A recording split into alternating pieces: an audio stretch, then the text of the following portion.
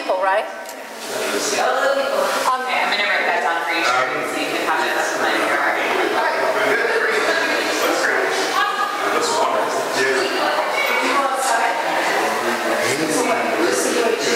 No, give me 2 seconds. So I know.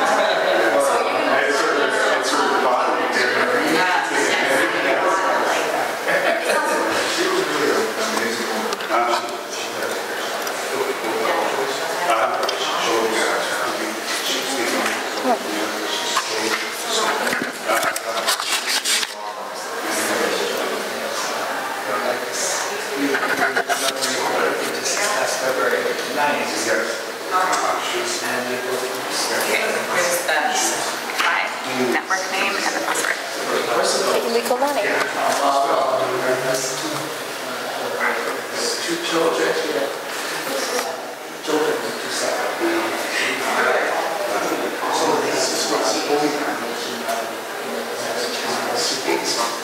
Because boys have one line. And that means 6 months.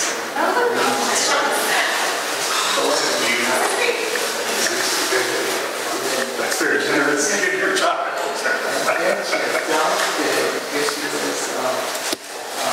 Do you have something that will flash that up there so people, if they don't know how to spell the password, they can get it, illegal money? Or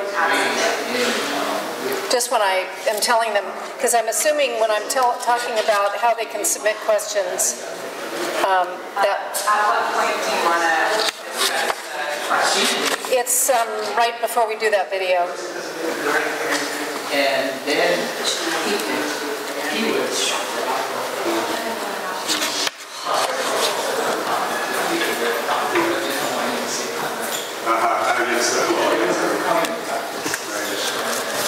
anyway, and so I think he was at San Mateo, Yeah. There is a San Mateo College.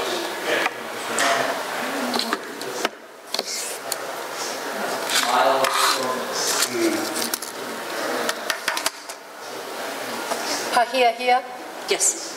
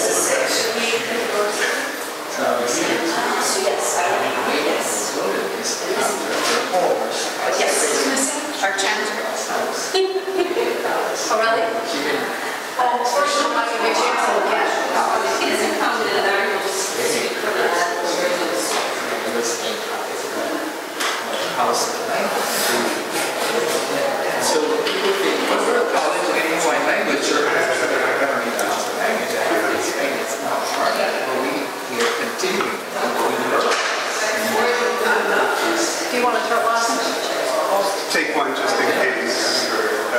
Actually, what I was wondering is if we're going to have some water. Well, water is right. Reach your hand down. Okay. Okay, excellent. And pull up your water. Good. Yeah. I'm going to be talking for a while.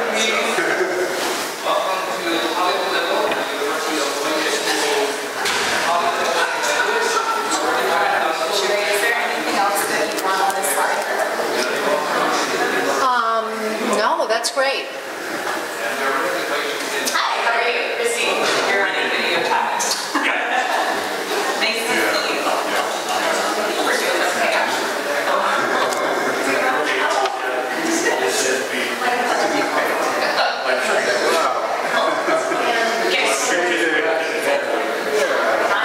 Is this going to go on the questions or the questions? I feel really honored.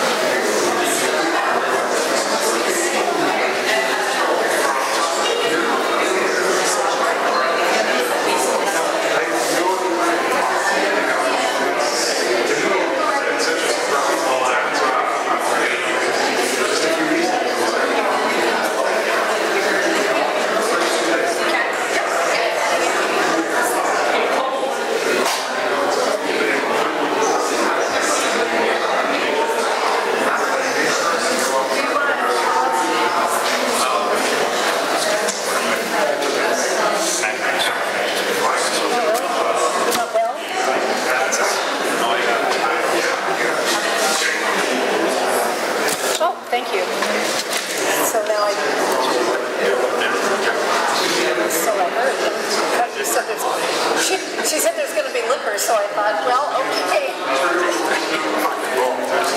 I think that's right. Thank you. Yeah, thank you very much. I'm sort of hoping to take your part so I can say interesting things. I'm not a scientist, but I stayed at a Holiday Inn Express last night.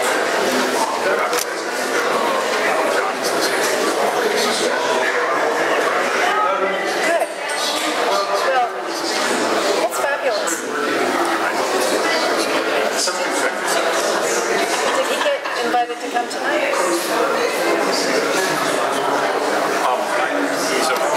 Well, I know that. So are other people. Yeah.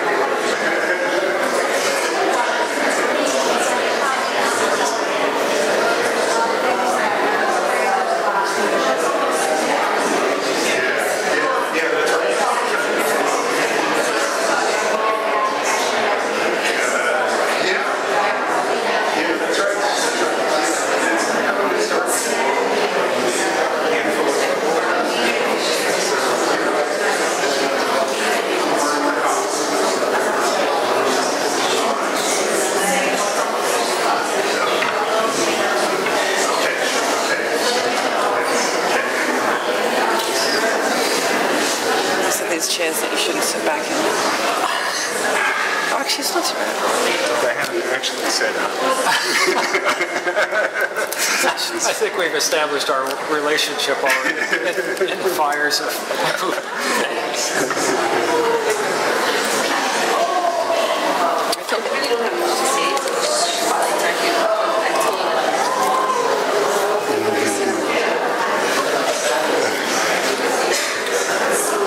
Did you see my email? Which one?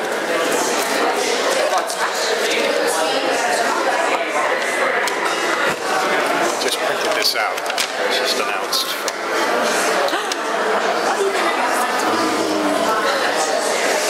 I have field socks on. I forgot when I put them on this morning. I had my comic book Gamora.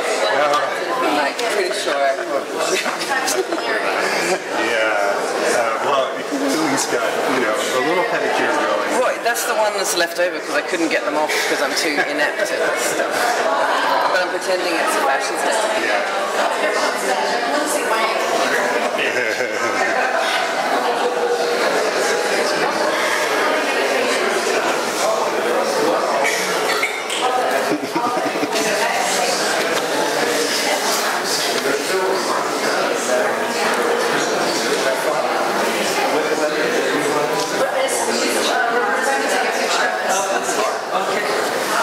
Roberta's going to take a picture of us quick before we start.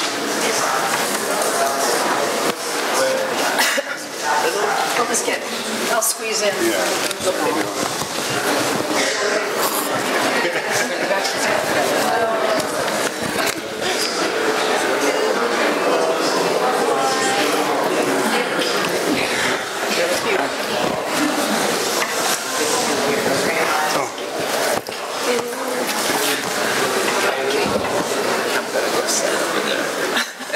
You don't like being in the no, I have to chat. Yes. Yes.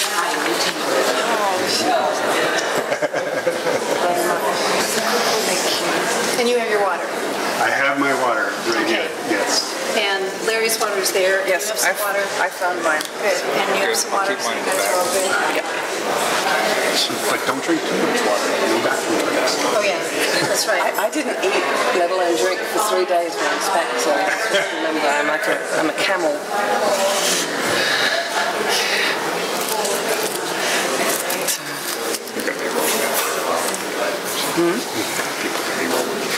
Yeah, I think it was the early start, right? Because people are just gonna...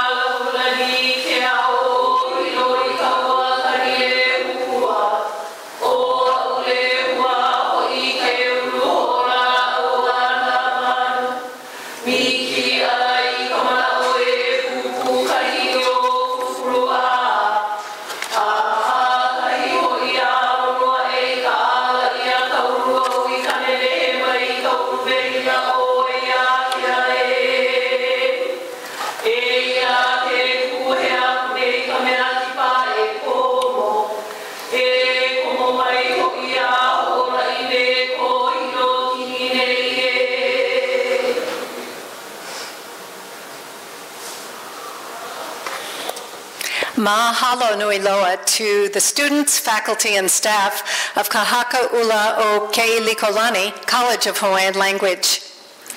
Thank you so much for that welcoming chant, which honors the building we're in, which is Hale'olelo, this beautiful building here at College of Hawaiian Language, which is the host for our discussion tonight. An amazing achievement was unveiled on Wednesday, April 10th. It was so amazing that there were simultaneous press conferences around the world sponsored by the Event Horizon Telescope Project. The press conferences happened at the very same time in Washington, D.C., and in Brussels, Santiago, Shanghai, Taipei, and Tokyo. Sadly for us here in Hawaii, it was 3 in the morning, but for those of you who chose to get up, you could watch it on a live stream. But obviously they didn't do it for our convenience, which is really too bad because our telescopes played such a significant role in making this happen. The collaboration involved more than 200 researchers from Africa, Asia, Europe, and North and South America, working to capture the very first image of a black hole created by a virtual Earth-sized telescope. There was significant time and money and technology that was devoted to this project, and it really created fundamentally a new instrument with a resolution never seen before. The result, which you have seen, is the first image ever of a black hole. One scientist friend of mine told me that this achievement is so remarkable, so significant, that even now, just days after it was announced, that he believes it is highly likely, he gave it odds of more than 90% to win the Nobel Prize. And we're going to learn all about this amazing achievement tonight. My name is Sherry Bracken, and I'm going to moderate tonight's discussion. I'm a news reporter for Hawaii Public Radio here on the Big Island, and I'm also with KWXX Radio here on the island. I host a weekly interview program.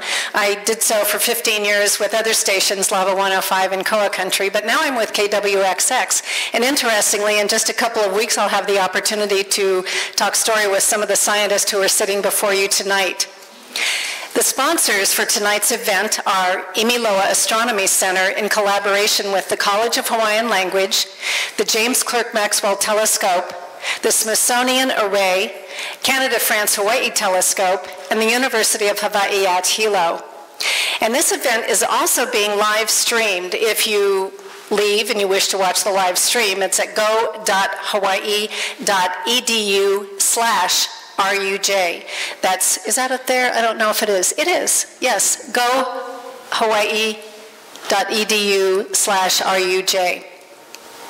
The format this evening is that we're going to hear from our distinguished panelists, our participants, and give them the opportunity to tell us more about the first ever image of the black hole and what went into this amazing collaboration. As I mentioned, it's more than 200 scientists, and I can't even imagine getting 200 people to collaborate on anything. This discovery, which involved so many significant institutions, has confirmed the existence of black holes, which is a controversial concept that Albert Einstein theorized when he talked about general relativity about a century ago. Now, the members of the panel also want to answer your questions, and so that's important. I've had some questions submitted already, which we'll be posing to them, but we definitely welcome yours. And you have 3 different ways to pose questions. One is you can write them down. We have folks who will come around and collect them, and you should have received an index card or been offered an index card at the door. If not, if you wave your hand wildly, the nice folks who are the microphone holders, and I don't see them, but I bet they're here somewhere. There they are, Lisa and Yoke. They will bring you index cards. The other thing is we will take live questions from the floor. And the third thing is if you would like to submit a question on your cell phone or your device, you can go to slido.com, and then it asks you for a code, which is EHT, and you can write your question and you can click submit. And it comes right here to Christine Matsuda-Smith of the Bennett Group, who will capture them and then give them to me. And by the way, if you need to get on the internet network, the Wi-Fi network is Lumi Pahiahia Wi-Fi, and the password is Ke'ilikolani, named after Princess Ruth Ke'ilikolani, who's the namesake for this College of Hawaiian Language. By the way, if you have never had the opportunity to see the PBS bio of Princess Ruth, if it comes on PBS Hawaii again, it comes on periodically, definitely record it and watch it, because that was one amazing woman. And I mean, she truly was. She's my favorite of the Hawaiian royalty, just so you have to see that. If you do have a question and we don't manage to get to your question by 8 o'clock tonight, which is when we're going to conclude, we will put the questions and the answers online, and you will be able to find them at the Imiloa Hawaii website. And we'll talk more about Imiloa astronomy in a little bit. Before I introduce our panelists, I'd like to share with you a video that was sponsored by the James Clerk Maxwell Telescope, the Smithsonian Array, the Bennett Group, thanks to Christine, and the University of Hawaii, that will put some of this into perspective.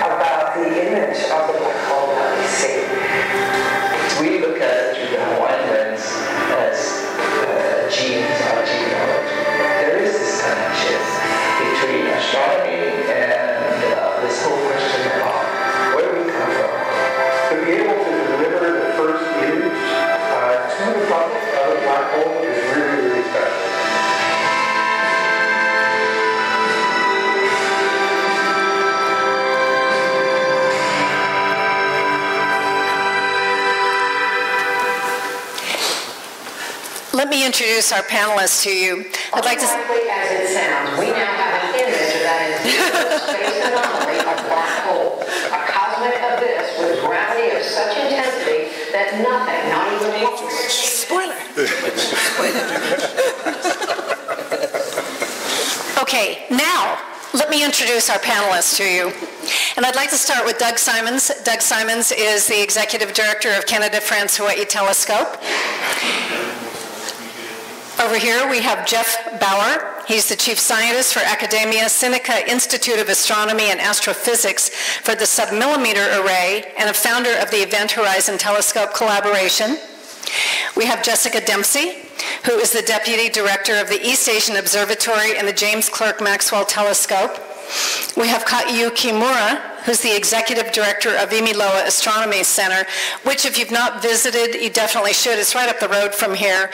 And it so nicely ties in the earliest Hawaiian voyagers with the current Hawaiian voyagers and those seeking the future through astronomy. And in fact, I think Kaiu will tell us more later, but they're offering a whole series of black hole presentations this month where you can get more information about the black hole. Finally, we have Larry Kimura from the College of Hawaiian Language, who will be talking about the Hawaiian naming. Let's give our panelists a round of applause.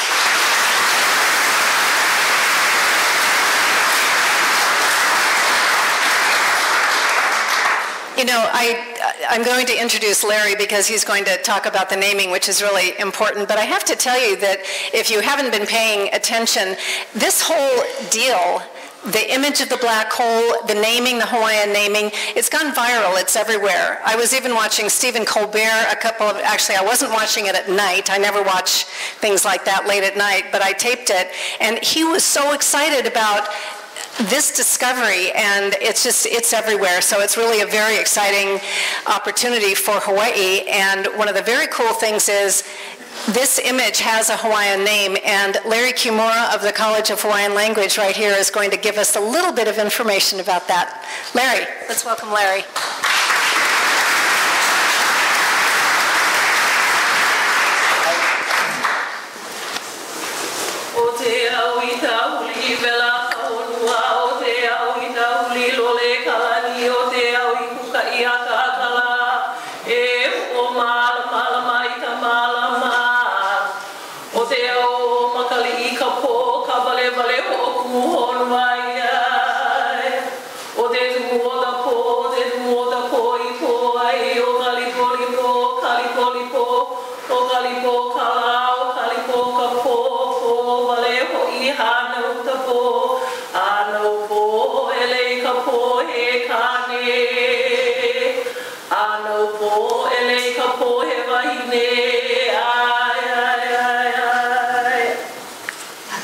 Mahalo e Pele Arvin, one of our teachers at our Hawaiian Medium School out at Kea'au, Navahio, Kalani'upu. And is this working? Oh, it doesn't. Oh, let's do this. House, oh, this doesn't go either. All right, let's try this one. Okay, mahalo nui to Pele Harmon for presenting those few lines of the 2,102 lines of the epic Kumulipo, our traditional Hawaiian chant, as the English word is, mele ko'ihonua in Hawaiian. And of course, in our old days, the way we preserved our information was in this domain of Hawaiian chant, mele. So the language, as you could see, I put it up here for us to read now. So now that we have our written Hawaiian language, we can now read it. And thank goodness that we have this documentation that has been handed down through the generations so that we do not forget 2,102 lines. And we have other creation, ko'ihonua or creation chants right out here on our wall down the stairwell. If you have time, on this wall we have a ko'ihonua for the creation of our Hawaiian islands, the archipelago of Hawaii. Therefore, we have many documentations, what I call primary sources in our language. This coincides very much with the work that we do from this College of Hawaiian Language, Kahaka'ulo Ke'elikolani, in the restoration and revitalization of our language. So it's very awesome that we could get together with cutting-edge astronomy right here in our backyard, front yard, on our beautiful mountains of Mauna Kea and Haleakala, of course, and be given this honor to name something that has been in our culture for so many thousands of years.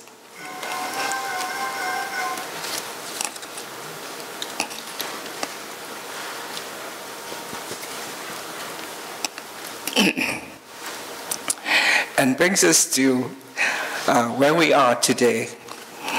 So this, picking up from where we left off, as I like to think about it, is very personal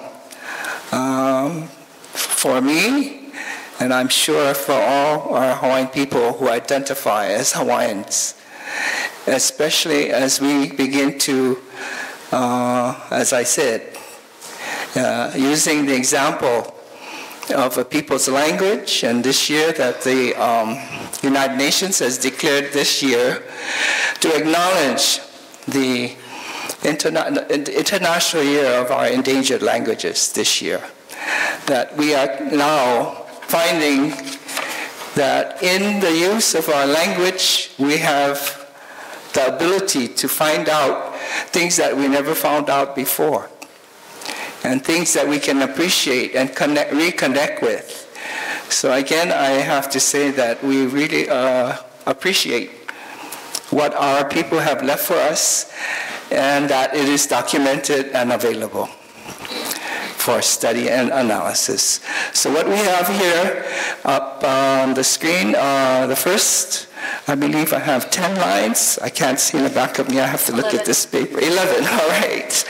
And the emphasis, of course, of this kumulipo is that it sets the stage, beginning with the first 11 lines here, of the importance of po, that is the Hawaiian word for this darkness, deep, deep, fathomless, powerful, ceaseless, creative power, po, that continues even to this very moment. And from this stage, the organization of what is to come, because in composing a text, a book, is not randomly put together. And in the domain of higher language use, such as in poetic form, it takes a lot of work. I can see it, I can read it. I don't get to hear it as beautifully as it was just chanted as often as we did in the past. And thank goodness, because I would have missed so many important words. So this emphasis of the power of po, and it's repeated, the word po is repeated at least for the first 500, almost nearly 600 first lines, because it is emphasizing this, this darkness that is so vital, and that this is the essence of setting up what I've said there, okavale vale. I don't have it all memorized, but okavale vale ho kumu hoduaia, which I'm looking at line number 6. This is the rudimentary to begin, the very rudimentary to begin space. And this sets the stage for what is being organized to come. So very unusual in our kumulipo. It hasn't taken place for those 2,000 lines. It's just saying this is what's going to happen. And when it happens in a blink of an eye. And that is the wonderful thing about me talking with Jeffrey here and Jessica, because if they ask, and they do ask me, how did our people know this? I have to say, I wasn't there, of course. But now that I'm talking to you, it almost makes me feel that I'm asking them. Because there's so many, I don't know, strange coincidental similarities and connections. So when we met 2 weeks ago, and they briefly started to talk about this exciting event, I knew it was exciting. I could hear it in the tone of their voice.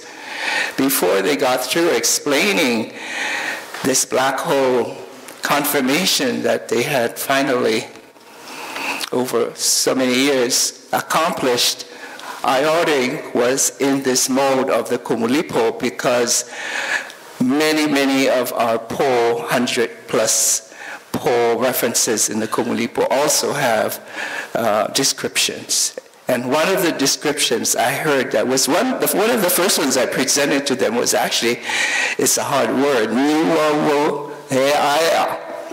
which is simply in English very, very dizzy. Darkness. And they went, wow. Then I said, and another one I'm thinking of is Po Vehi. And that is simply this powerful darkness that is adorned in this embellishment. And that embellishment that makes it look nice for our image, of course, is the light. If we didn't have that, we'd only be looking into this powerful darkness and all know that it's there. But finally now we have confirmation. So, mahalo nui loa. No kamanawa. Thank you.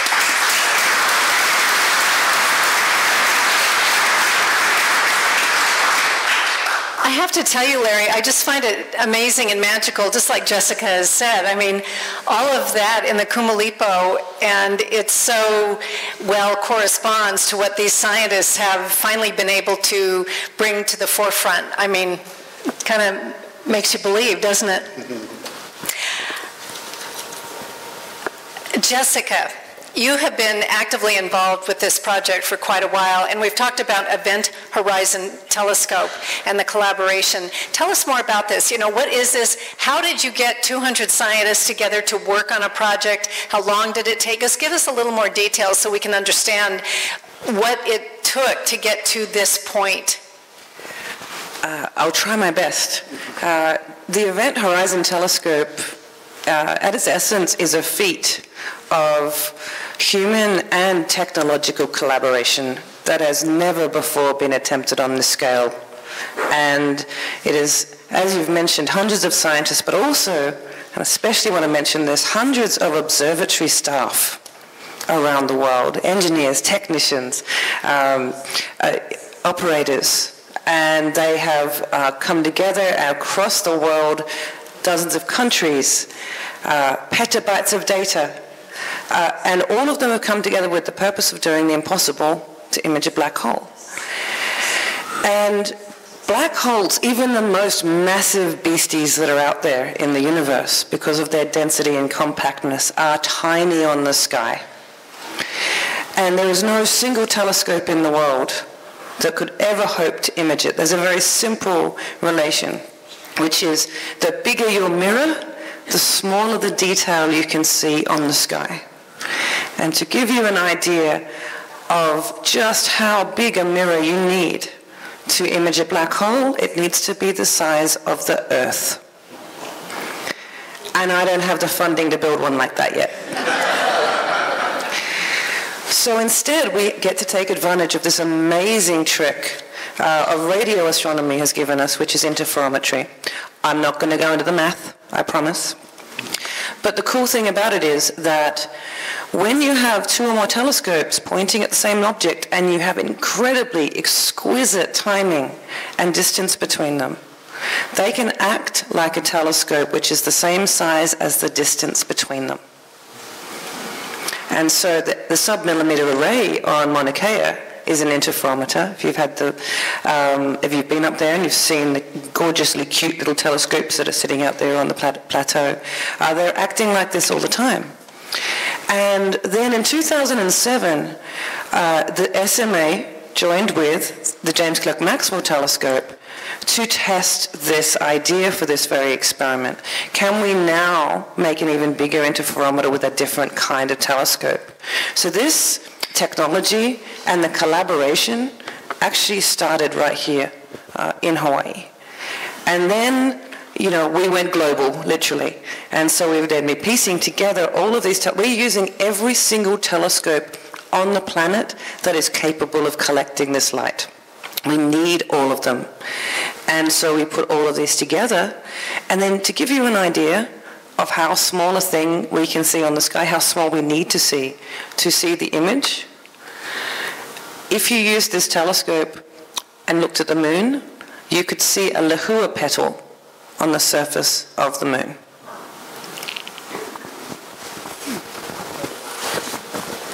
So you're saying the Hawaii telescopes were pretty important.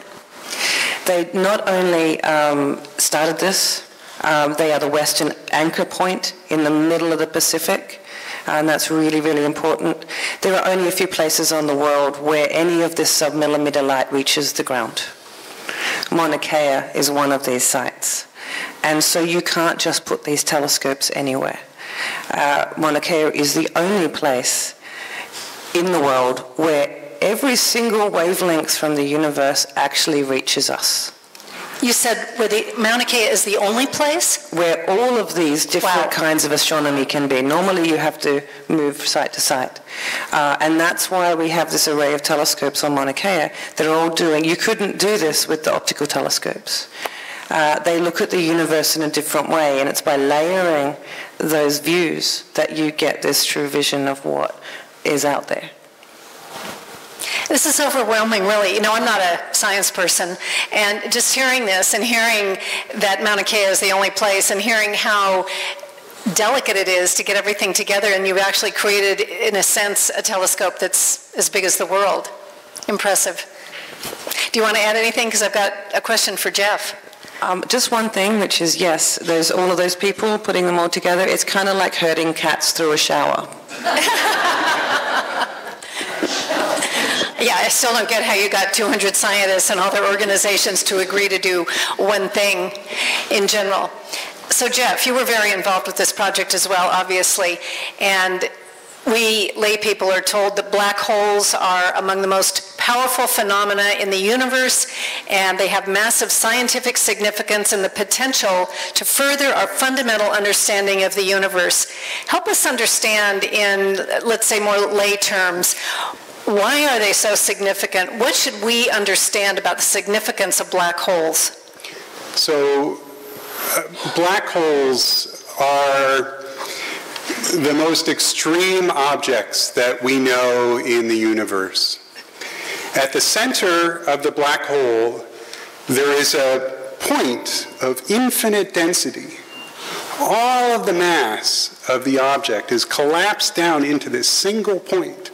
It's what physicists call the singularity.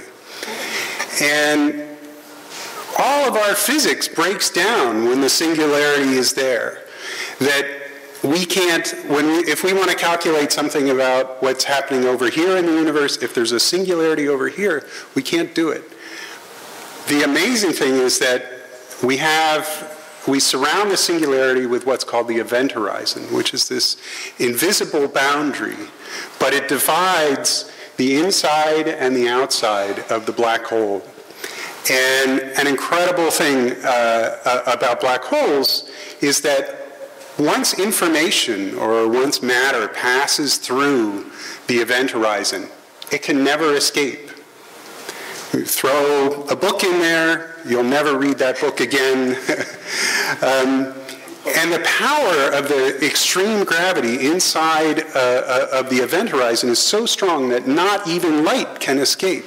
So once something passes inside there, shine your flashlight up, the light just can't make it out again. So The physics behind this comes from Einstein's theory of general relativity, which is about 100 years old, had its 100th birthday a few years ago. And Einstein's theory has been tested in many ways over the years, but it has never been tested in the extreme environment of the region right around a black hole in the way that we have done as a part of this experiment. And that's really important because we know that this is a beautiful, beautiful theory of the universe, but we also know that it's wrong. Which is a really incredible thing to say, right? Very nervous saying that Einstein is wrong, but we have two great theories of the physics of the universe. So we have general relativity, which describes mass and structure in the universe and gravity. And we have quantum mechanics, which describes light and atoms and microscopic particles and how they all interact. And these are beautiful theories. They both work very well wherever we can test them, but they're incompatible. They describe the universe in totally different ways.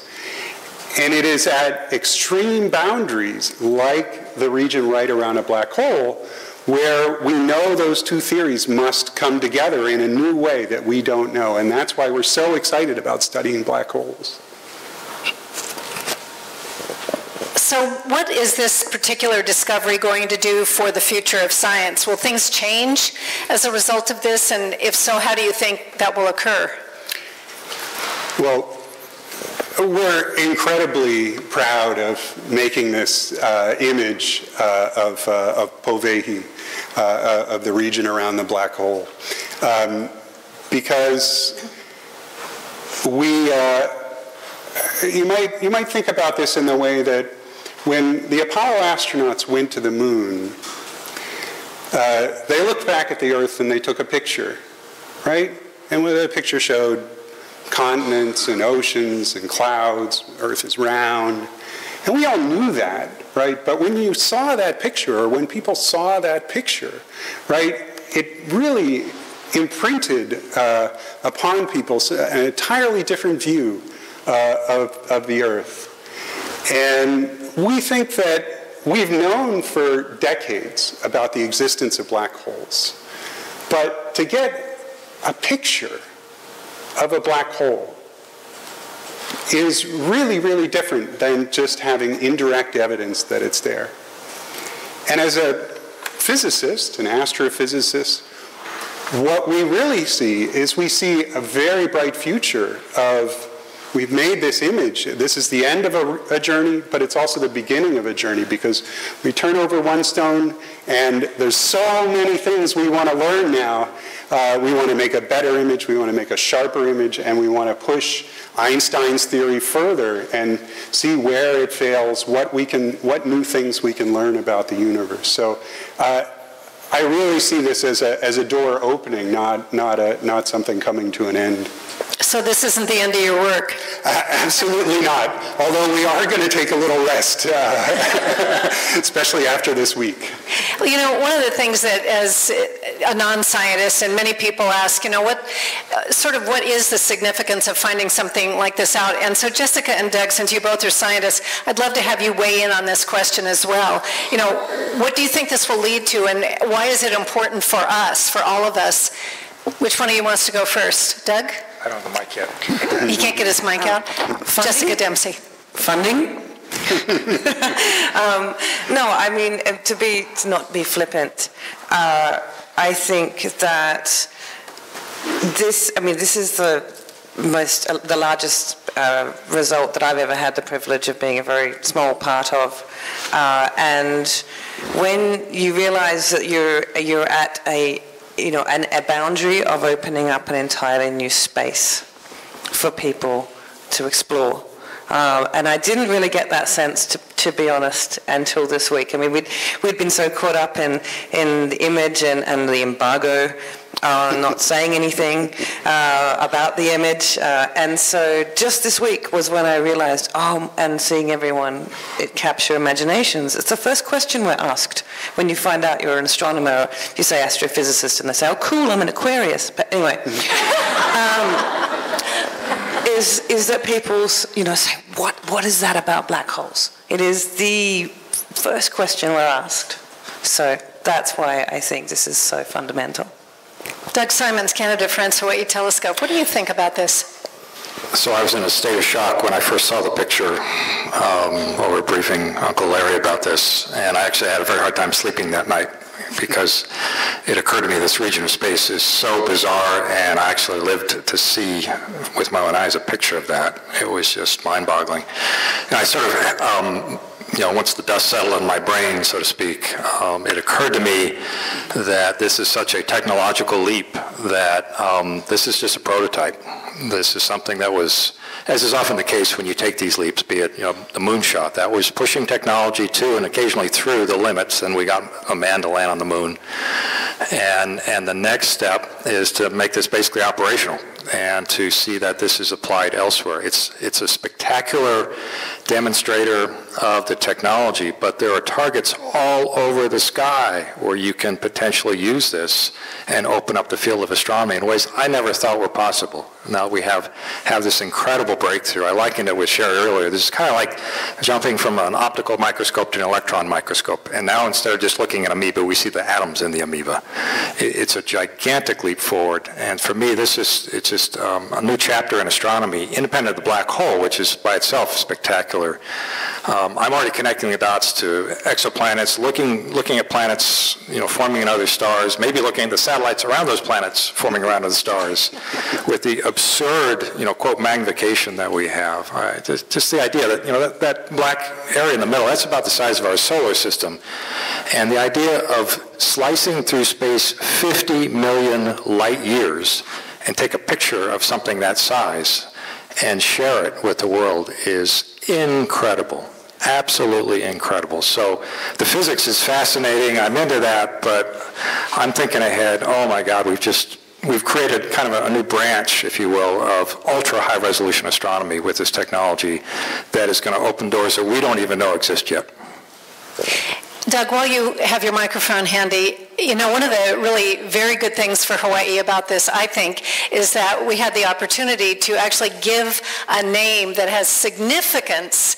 I mean, it just, to me, I can't even believe the connections when Larry talks about the Kumulipo.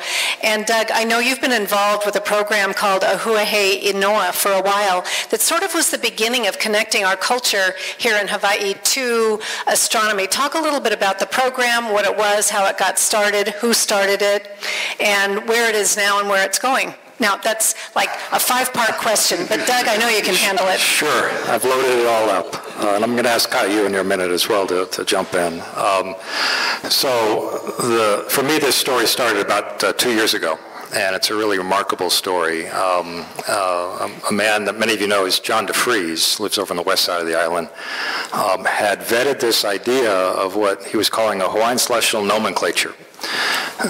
And for him, the idea came from the fact that many in his family had names associated with stars and objects in the sky.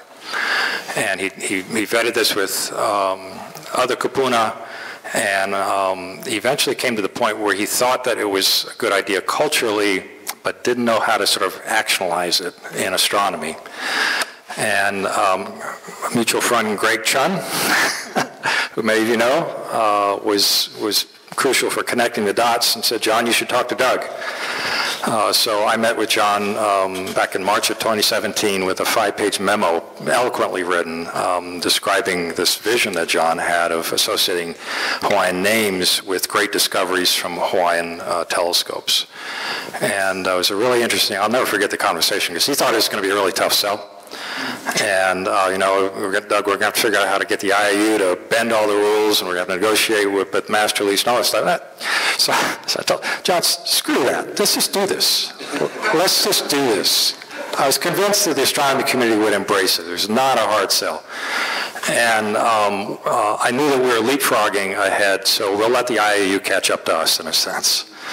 So we went ahead, proposed this to all the observatories that fall at our annual meeting, and as fate would have it, I didn't know it, but a couple of weeks later, I got a call from UH asking for what's called discretionary time. This is basically time the directors can assign to really interesting topics or targets. Meaning time on the telescope? Yeah. Time on the Canada-France-Hawai'i telescope? Yep. And the fact there's a phone call instead of an email told me this is weird, because normally it's email me. So this was so hot, he didn't want me to leak the email, basically. He told me, we've got an interstellar asteroid, and we need telescope time on CFHT like now. And it actually took me about 10 seconds, because I've never heard juxtapose interstellar and asteroid. What is that? And it's like, this thing came from outer space, like really far away. Yeah. So this is the first object ever to pass through our solar system from beyond our solar system. Very bizarre properties. We knew it was spinning fast, highly elongated, going really fast through the solar system. So of course, we changed all the scheduling and we started a study, because it only had about 2 weeks before it was out of range for our telescope to see it anymore. And then the next day, it occurred to me that, you know what, this is the perfect candidate for what John had in mind. This is the first of its kind. So I gave him a call. We hadn't even formed our working group yet. And, convinced John, trust me, it's going to be good. Going to work it out. He said, yeah, okay, go for it. And then I called Caillou and gave her a whole 72-hour window to come up with a name for this, because we had no committee worked out at that point. She called Uncle Larry. And that was on a Friday that I got a hold of them. And Karen Meach, who is the lead of this whole program, the Discovery team, on Monday was going to submit the paper to Nature. And we wanted to get the name in the paper to basically immortalize it and make it official. And so they sent me back. I was in an email session with Caillou, the term Oumuamua, and I asked, well, interesting, what does that mean? And scoured a messenger from the distant past. And Karen was actually in India at the time. I don't know what the time zones worked out to, but immediately sent it to the whole team. And within an hour, we closed the loop, and everybody's on board. They loved it. And the next day, it was submitted to Nature magazine and immortalized. And a couple of days later, the IAU, in fact, approved it. So we did that. Then we actually formed a working group. Alan Tokunaga and I are the astronomers, about 10 or 12, community members, Kahakula, Emilo, et cetera. And then our next program was Hawai'i Noa, which, again, if you need a name, you call up Larry, which basically means calling forth a name. And we had our pilot program with high school immersion students, and we tasked them to name a couple of very unusual asteroids discovered in Hawaii, actually from Haleakala, that UH had provided to this.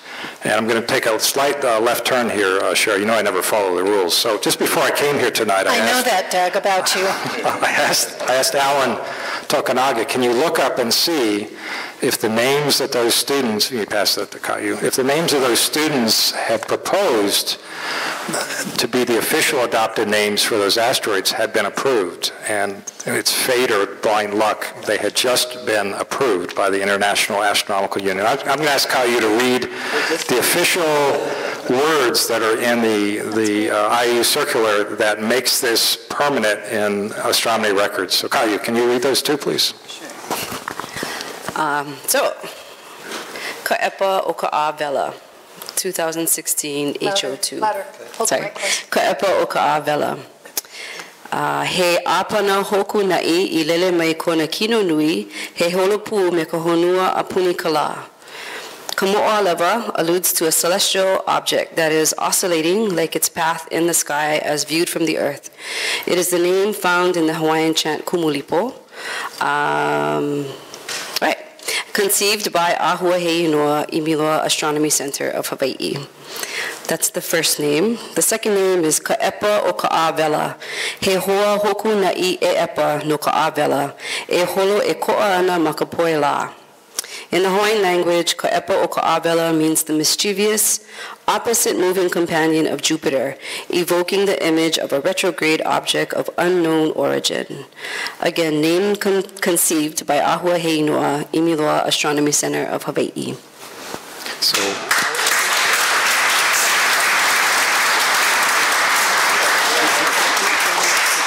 So with that, we are officially 3 for 3 with getting these Hawaiian-inspired names here adopted by the IAU. If you Google Povehi, you will see page after page after page of media hits. It went viral today, if you haven't figured that out yet. And I'm pretty sure we're on our way for 4 for 4 in this whole program. And I'll just fast forward. It was a few weeks ago that Jess contacted me because she knew that in Hawaii we needed professional help, basically the cavalry, to come over from media. Otherwise, we'd be looking on the mainland and sort of the outside of the party. We knew it was a gigantic, announcement that the NSF was going to make. So we recruited the great team. Christine leads them, Matsuda Smith, our Bennett group, to help us out. All the media coverage that you saw here in Hawaii, that was all produced and packaged and ready to roll at exactly 3 a.m. Hawaii time when the embargo was released. And we wanted to make sure that Hawaii had, they were part of the celebration around the world. And you all knew how big a role that we here in Hawaii, and particularly here on Hawaii Island, played with that. A few weeks before that, we were planning this all out, and we know the first bilingual press release, for example, was part of this. And it occurred to me that, at least 100 papers on M87. It's been theorized for a long time there's a black hole. Nobody's ever named or designated the black hole, ever, because it's never been detected. There's no need for a name. And on top of that, the IAU has no rules for a name for black holes. So in my playbook, if there are no rules, you make them up as you go along. So we decided in that telecon, and Jess took it from there, we should go for it. And we should make this officially named with a Hawaiian name as part of the Huahea No program. That's when Jess and Jeff briefed Larry. He saw it at the epiphany. We all had it with him.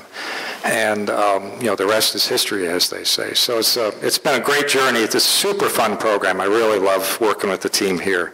It's now home at EIMILOA, where it should be. And we've already got the next target picked out for a name and all kinds of cool things queued up over the next year. You're going to hear more about this. This is not a fly-by-night operation. We're going forward in all kinds of interesting ways with this whole program. Tonight it's all about this black hole, but in the near future you'll hear other things about it. Well, you talked about what I think is the International Astronomical Union. Well, I found it pretty intriguing that at the January meeting of the IAU, normally I would imagine they have a scientist do the keynote speech. But who made the keynote speech at this year's meeting? That would be Ka'iu Kimura of EIMILOA Astronomy, talking about this very thing, as I understand it. So Ka'iu, talk about, now first of all, EIMILOA Astronomy has really obviously been playing a really significant role in this, sort of connecting the culture with the astronomy.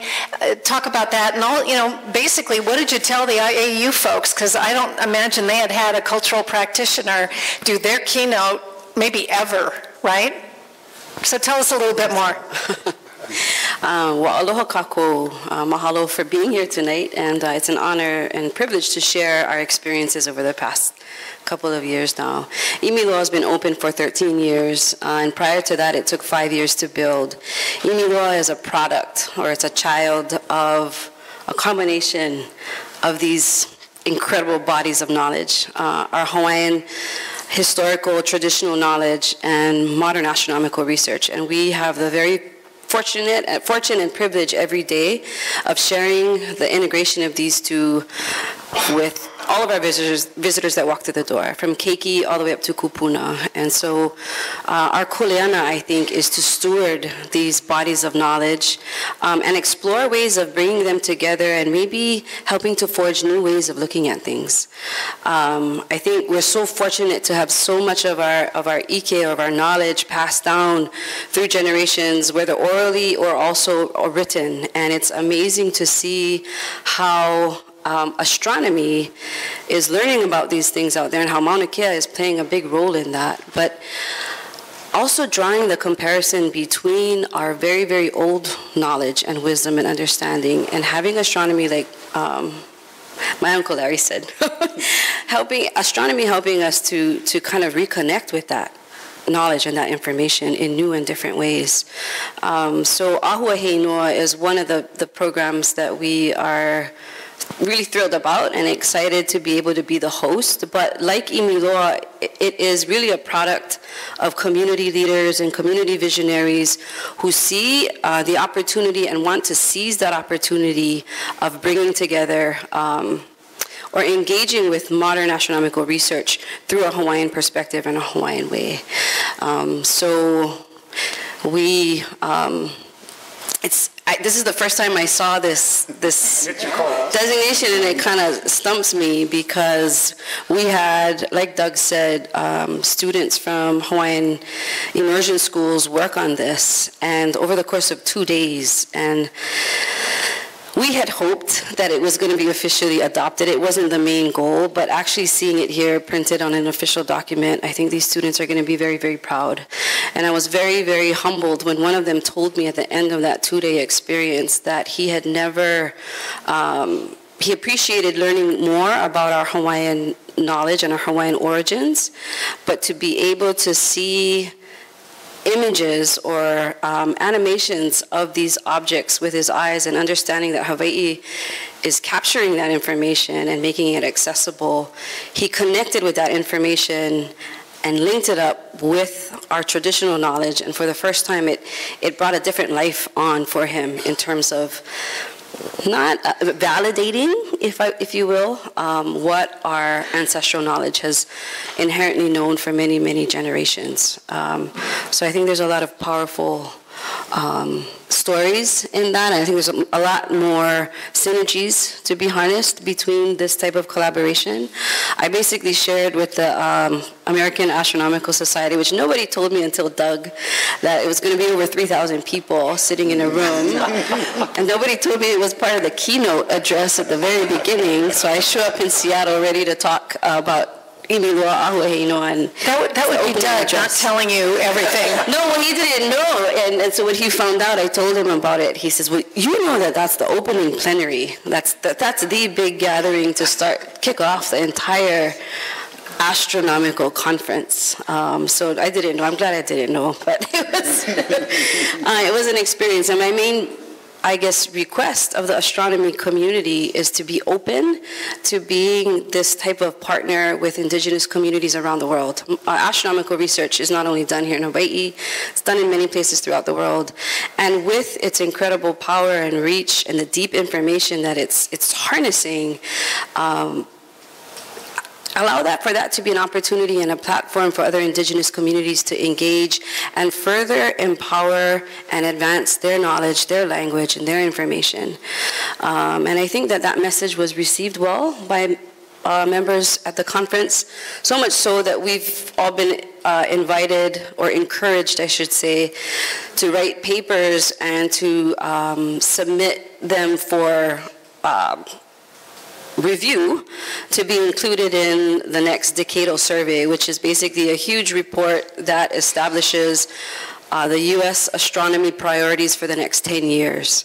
And so there is a realization that there needs to be a lot more concerted effort and energy placed on honoring and working with places and people where astronomy is being done. So I think it was received well.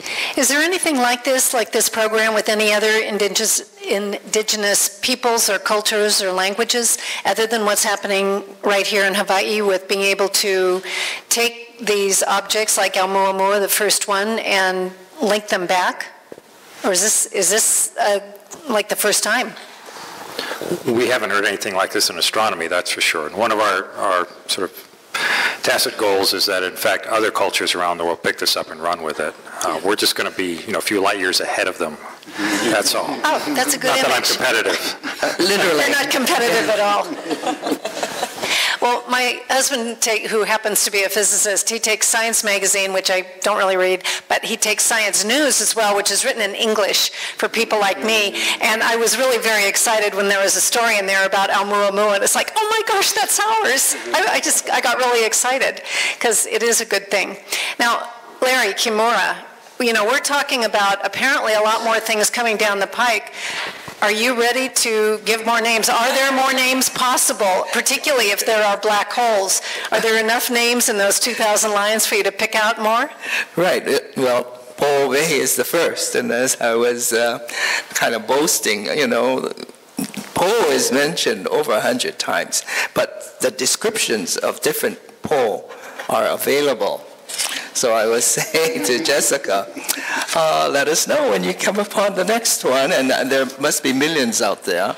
I don't think the Kumuiwa has that name. No pressure at all. And of course, the names that we just heard from the creation of our Hawaiian immersion students, very significant because it makes our language more meaningful. Not only the language, of course, the language connects us to our identity, and this is important for our people here, our native people here in Hawaii today, in this mode, in taking up again where we left off, as I said. And so it's astronomy is very much helping us in that.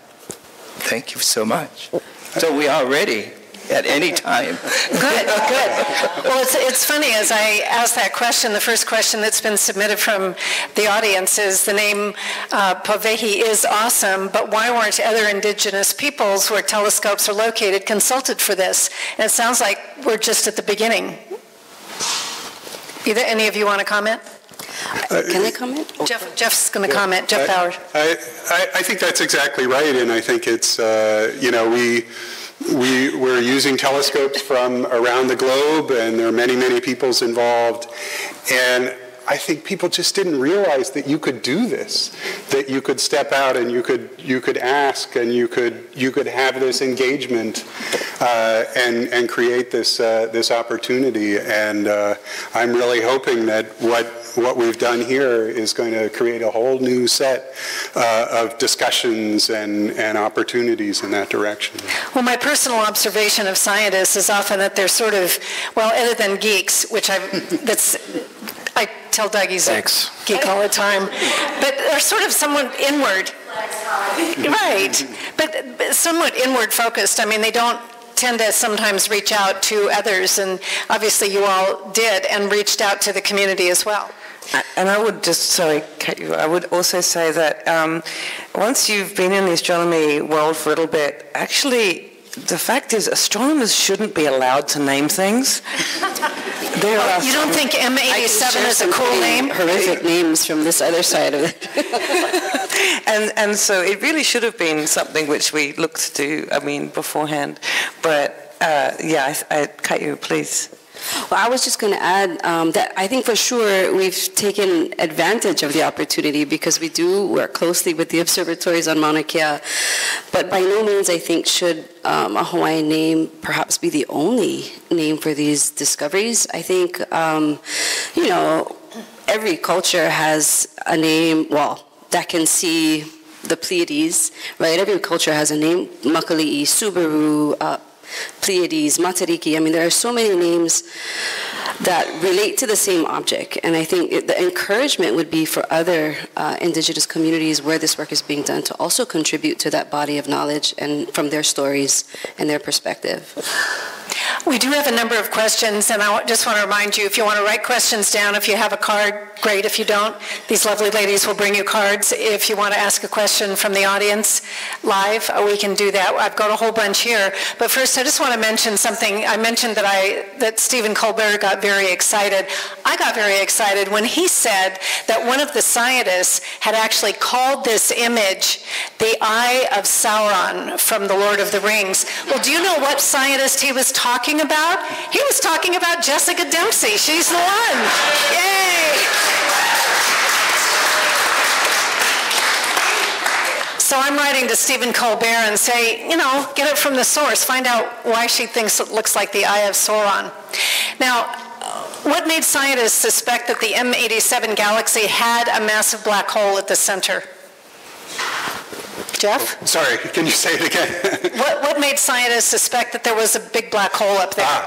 Yes. So M87, although it sounds like a really boring name, it's named after Charles Messier, M. And Messier was interested, he was a 19th century astronomer, and he was interested in finding comets. And he kept and comets look sort of fuzzy on the sky, and he kept getting confused by other fuzzy things that he saw on the sky. And so he had a catalog of them, M1, M2, M3, M4, and M87. And he didn't know what it was at the time. It was just not comet. Later on, people realized that M87 is a galaxy. It's a galaxy much, much bigger than our own galaxy, and very different from the Milky Way. You probably know that the Milky Way is a disk of stars. M87 is a ball of stars. It's what we call an elliptical galaxy. And it's 10 to 100 times bigger, more massive than the Milky Way. And then about 100 years ago, people noticed when they looked at M87, there was this weird feature, this kind of jet shooting out of the center of the black hole. And no one knew what that was. They thought this is very odd. And more recently, we've come to see all the signs of what we think is a black hole situated there. What we see at the center of the galaxy is this enormously energetic source that's confined to a very, very small, very compact region. It produces lots of X-ray emission. It produces lots of emission in the bright optical. It varies up and down, and it powers this jet of material that comes out. It actually moves out at close to the speed of light. Incredibly powerful. So we had a lot of signs that pointed us towards the center of M87 as a black hole, but we had never seen it up close, which is what you get there. Well, I understand there's a large black hole here in our own universe, and I got this question in advance, and I got this question just now, and they're all about the same question, and that is, understanding that black holes will suck in all objects, how close can we get to a black hole without, one question is being sucked in, another one is being turned into linguine. But the bottom line is, how scared should we be? How concerned should we be about getting sucked into the black hole that's closest? So I want to point out that the technical term, this is really true, is spaghettification. Oh my gosh, this was like Chris, whoever you are, I was laughing. I should not have laughed. It is not linguinification, it is spaghettification. So here is how you die when you fall into a black hole, which is that as the gravity is so extreme as you approach the black hole that there's much greater force on your feet than there are on your head if you're going in feet first. And so you just get stretched apart. And so that is a process called spaghettification. So that sounds pretty gruesome. It actually turns out that for really enormous black holes like M87, which is 6 billion times as massive as the sun, that spaghettification doesn't really happen. That the densities aren't quite as bad there. But the other thing that we really we always want to let people know is that disaster is not imminent. Please, don't stop paying your mortgage, get up and go to school tomorrow, go to work tomorrow. So if you replaced the sun with a black hole tomorrow, exact same mass, put it at the center of the solar system, right? That sounds bad. But actually, the planets would just keep orbiting around exactly the same. The gravity there, exactly the same, far away. Now, it would be bad because we would not get light and the plants would die and all of that. That would be disastrous. Where black holes turn strange is when you get really close. And that's where spaghettification takes place, and that's where the really strange effects that we're seeing in this image of M87 are taking effect. I'll just keep going since Sherry is busy here. So one of the things we haven't really spelled out for you is what's actually happening in this image. Why do we see a ring of light here? And that is because there's very hot gas, 10 billion degree gas, that's very close to the black hole there. And some of it's in a disk that's accreting around the black hole that's flowing in. Some of it's in this powerful jet that's shooting out. But the light that gets created very close to the black hole, it gets bent in its orbit by the strong gravity of the black hole, and it gets bent to form that ring. Right? Normally you think of, like, you know, you turn on a flashlight and the light goes that way. It just goes off in one direction. But if you turn on a flashlight behind a black hole, then it goes like that. It gets bent by it. And that's what we're seeing here, which is that fundamental prediction of Einstein's theory of general relativity. Just so you know, we have a whole bunch of questions here, and I want to let everybody know that we are going to try to get to as many of them as possible by 8 o'clock. I want to let you know that you will be able to see this again on the Leo TV. They are here filming, and they're going to put it on. I'm not quite clear when. Where's Micah? Do you know when it's going to be on, Micah? Wednesday night. This Wednesday night? This upcoming Wednesday. Okay, this upcoming Wednesday night, which is 10 plus 7, 17. Okay, great. And all this will also be on the Imiloa Astronomy website. So, one question has to do, well, first of all, you, I think, have explained why the Hawaii-based telescopes were absolutely so critical to this. If this amazing discovery was able to be made using telescopes all around the world, creating, in effect, a telescope that is as big as our planet, why is it important to build another larger telescope, such as the 30-meter telescope? So that's a really good question. And the thing is that these telescopes on Mauna Kea look at incredibly different things. And so they're collecting light at different wavelengths from different processes in the universe. And so, for example, with the 30-meter telescope, or any large optical telescope, but when you're getting one with that size, and remember I said size means detail, right? And you're collecting more light, so it's more sensitive. It starts to bring in complementary answers to the sort of thing that we're doing up here. And so it can explore some of this physics in a way that we can't with this image, and you start to bookend and bracket our understanding. Nowadays, you won't find an astronomer who works in one wavelength, as we call it. There used to be a radio astronomer or an optical astronomer. And now we talk about multi-wavelength astronomy, because to really understand a gas cloud, or maybe an accretion disk, extrasolar planets, these things really come to life when you look at them in these different wavelengths. And so all of these telescopes and the different sizes of them, they have different instruments on the back of them. Some of the cameras, some of them are spectrometers. And so every single one of them is doing something slightly different. And so when you want to step up again with the 30-meter telescope, there are things that we cannot do with our sub-millimeter telescopes that the 30-meter will do. And it starts to, just like we're fleshing in this image, it starts to flesh in the understanding of the universe in a different way. But there's not just one solution or one telescope that can do all of these things. Can I add a really great example to that?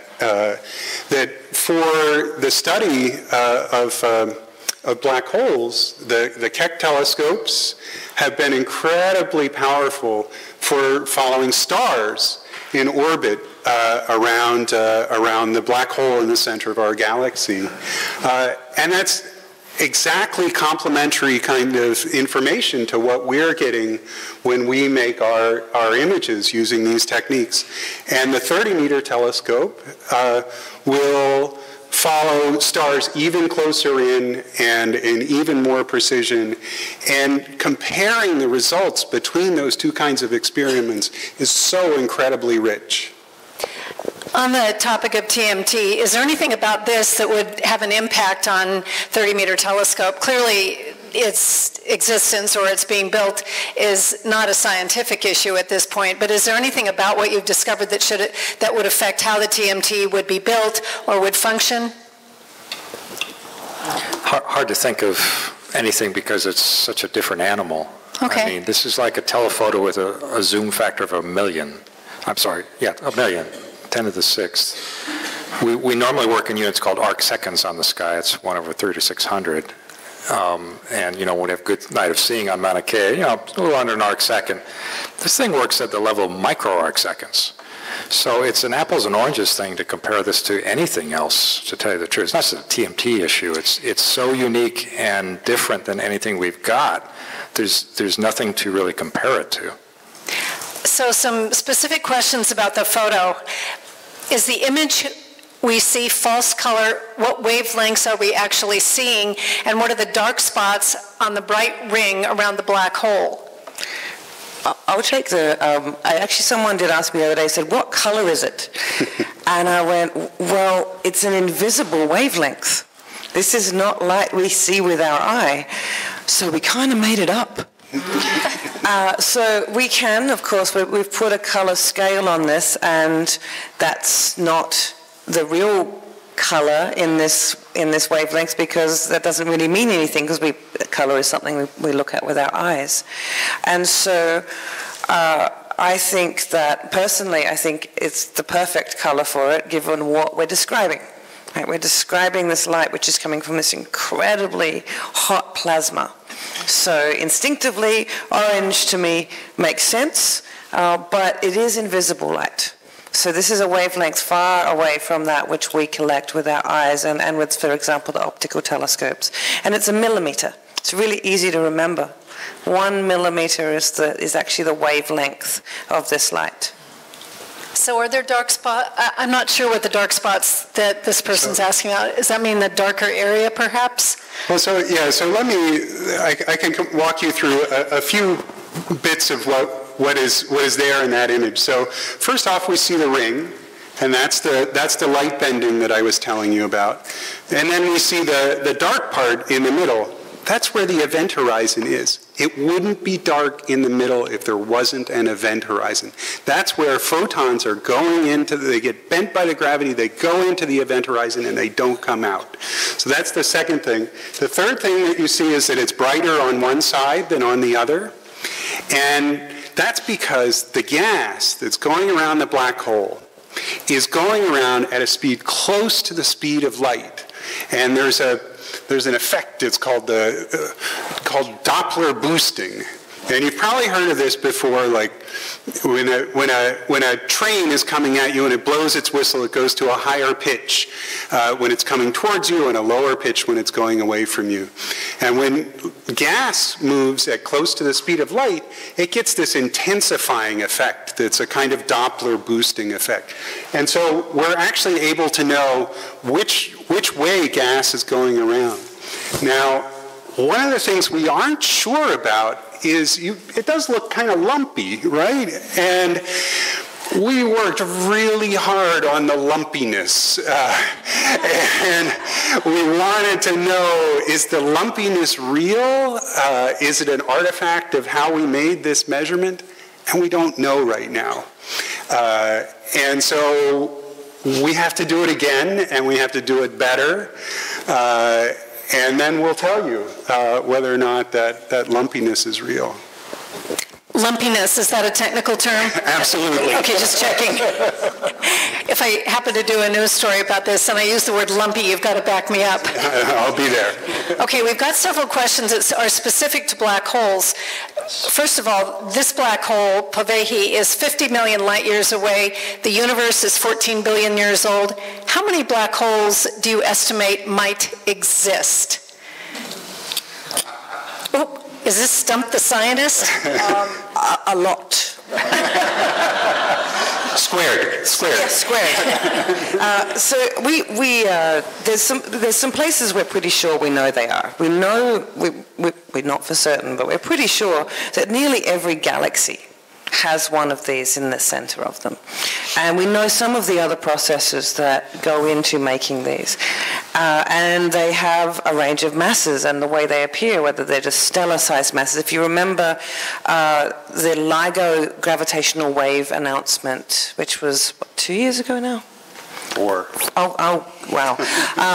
So that actually caught the sound of 2 black holes colliding. And this again was another amazing verification of relativity. But it also tested a regime with black holes, which is at the opposite end of what we're doing, because these were actually small black holes. They're about stellar mass-sized black holes. We are now at the other end of the regime, the big monsters, billions of solar masses. And with two entirely different techniques, we've shown yet again Einstein was right. So in between there is this plethora of black holes and where we're going to find them. And yeah, a lot squared. Okay. So in the process of gathering all of this information to create this image, what did you learn new, if anything new, about black holes? And then what questions do you hope to answer in the future with presumably even more detailed images now that you've learned how to do this? So it's a compound question. Yeah. So one of the most important things that we did here was we weighed the black hole. We measured its mass very accurately, more accurately than anyone has ever measured a black hole mass. Now, how did you do that? So, did you take your little scale up there? we use a balance scale. It's very sophisticated. So going back to Einstein, so that ring, Einstein's theory says the diameter of that ring is set by the mass of the black hole that's inside it. So we made that image, and quite literally, when the image came out, people took out their rulers and they said, what's the diameter of that ring? And you read that off, and it tells you the mass of the black hole. Now, the next thing that we did was we asked, is it really a circle? Einstein's theory says it should be a circle. Now, it's not perfect, but it's actually pretty darn close to a circle. And so that says there are ways that you can make an image like that if you change the laws of physics. You can make it into an ellipse, you can make it into an oval, you can squash it. If you change the laws of physics, you can do that. And so the fact that it comes out so close to a circle says, well, if those other laws of physics are there, then they've got to be really small effects. So what are we going to do next? Well, we're going to really push on making this image better. We want to make it sharper. We want to make it more complete. We want to deal with the lumpiness. And we want to see, is it truly circular when you can do it at really high precision? A lot of science comes from, if you can make a measurement and you can make it precise, then you can answer a really difficult question. Jessica and Doug, why don't you weigh on this? What do you want to learn in the future that you feel you can from this work with black holes, particularly as all the scientists get more sophisticated at it? Well, I'll be honest, I'm an instrumentation geek. So, I started out, the telescope building was, the background. So really, I get excited by the toys. And so here, for me, as well as, investigating all the science, what I'm excited about is how we're pushing the technological barriers. And so we're getting new instruments into the telescope to make these images more sensitive. Hopefully we get to a point where we don't have to ship hard drives in planes around the world in order to do this sort of work. And so really, you're always moving on. It's like getting a new car every year. I always want shinier toys and better things to do with. And the other thing is that development work. It trains the next generation of young scientists and engineers. And for me, that's so exciting to do here in Hawaii. Right? I want these instruments to be designed and thought of and built by young people here. And Well, that's an opportunity. I just want to interject and say that I had the lovely opportunity to do an interview with Jessica and with a student, Mailani Neal, who born and raised in Kona, and she's now at Rensselaer Polytechnic University. And she's a physics student, but what she wants to do is, in fact, work with instruments, just like Jessica. And part of that was a recognition that there's a lot of jobs that can be done in the astronomy field. You don't always have to be this guy. So, that's really cool because there's different ways to look at any of these discoveries. It's not all one thing. Doug Simons, what are you hoping will come out of this? So I'm an instrumentation geek as well. So on a good day, I pretend to be a scientist. And two things that immediately jumped out when I first saw that image. One, black holes are real. It's just everything but inference leading into that too. I knew the models were based on general relativity, and it looked a hell of a lot like the models, so GR applies in a gravity regime that we've never ever tested it in. So it's a huge triumph for Einstein. I'm very curious about the next black hole image, which our friends at EHT are evidently processing and studying. They're being kind of quiet about it. That's the one in the middle of our galaxy. And the possibility for a non-circular shape for interesting physics that you simply did not anticipate, because we're now so far beyond any lab experiment, any observation we've ever done. Everything is new by definition when we're in this regime of new technology, and the odds of finding things you didn't anticipate when you're out there on your own, so to speak, with this new technology is very high. So I would be surprised if we don't learn things within the next 5-10 years with this technology and other objects and the other black holes that it could potentially be applied to. And I'm very interested to learn the names that Uncle Larry is going to come up with for new things that we discover. It would just be, again, just fascinating if this dizzy thing is, and other, you mentioned noise, in the Kumulipo, the word vava and vava is associated with reincarnating. This black hole is continuously, well, I'm not saying black hole, Po, which is named Po Vehe, so now I'm into black holes now, but Po is that powerful. So I don't know, I'm going back, 2,000 years now. I'm talking to the guys who got together and looked through their, if they had bamboo or something. This achievement has received recognition and it will continue to in scientific journals and in the popular press, on the late night shows. What has been the recognition at the highest levels of government, the White House? Have they yet acknowledged how truly amazing this is? I haven't heard from the White House. Yeah, but you've heard from Stephen Colbert, so what could be yes, better? close enough. But I think the thing that, there was two things that really were really special, which of course is that we were privileged to meet with Governor Ige on Tuesday. That seems like a long time ago now. And he signed a proclamation declaring the April 10th to be Povehi Day. And that's, now we get to have a celebration every year on April 10th. This is incredible acknowledgement and recognition of support for the achievement for all of our staff that work here, and also, for these telescopes. So that was really special. And Representative Ed Case spoke on the floor of Congress on April 10th and acknowledged this incredible work, and really importantly acknowledged the personnel, which just really for me was magic, to say how much work they'd put in for people here in Hawaii. So those two things, I think, for me were the standouts.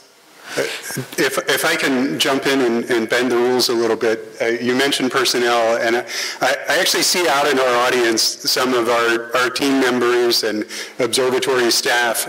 It would be really great if they would stand up and be recognized.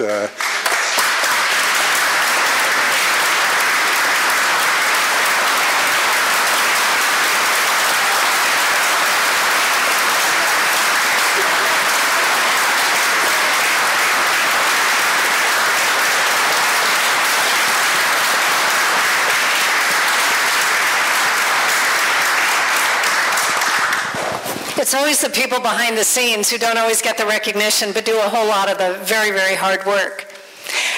Well, the press conference in Washington was at the National Science Foundation, and that's an entity of the federal government, is it not? I don't know. Yes. I thought it was. Yes, it is. Oh, yes. Yes. It's the mothership.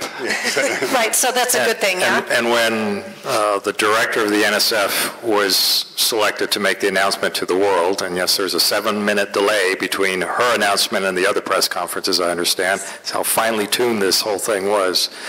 That's a really big deal, and I think that you'll see NSF involvement in this to really give it legs in the future, much as they did with LIGO when the same NSF director announced to the world the detection of gravitational waves, and now are sponsoring LIGO. And it's about a $50 million a year budget that they have, so NSF can carry a lot of weight and make things happen when they decide to do it. Good. And maybe I can add a little bit more. You know, the Event Horizon Telescope collaboration is really a global collaboration, and you know, you listed all the major press conferences that happened, and it really mobilized people around the world. And Justin Trudeau, the Premier of Canada, congratulated an astronomer at the University of Waterloo in Canada, and a colleague of mine who's from Poland was congratulated by the Polish Embassy in the United States. And there's recognition throughout the world of the many contributions of many different people to this project. Well, so what is next for the collaboration? Will it continue? What's the next question you're looking to answer? Will all of these scientists continue working as a collaboration? Oh, it's too soon. You probably don't want to think about seeing any of them ever again for this moment, right? Yeah, we need a little breath, but absolutely is the answer. I mean, everyone is already putting, you know, the tracks in front of the train for this next plan. I mean, every single observing run takes this incredible logistical coordination. In fact, we've been scheduling them every year at around March or April. We just do a 10-day slot, because you remember these observatories all have their own thing to be doing. We're asking them to put on the brakes, stop everything you're doing, and just do this thing. And that's a lot of momentum to stop. So we have the 10-day window where we try and do 5 days of observing around the world. You know, that's hoping for weather to be good. And this year, for a range of reasons, we actually cancelled the run. One of them was we were trying to get this result ready, but also we had some technical issues at some of the facilities, so a range of details meant, okay, we're just not going to do that. We're going to push that out to the end of the year. And so we're already planning for that run. So that's the next thing. As I said, we've got a new instrument in place. SMA is polishing everything up as well, bigger bandwidth on the back end.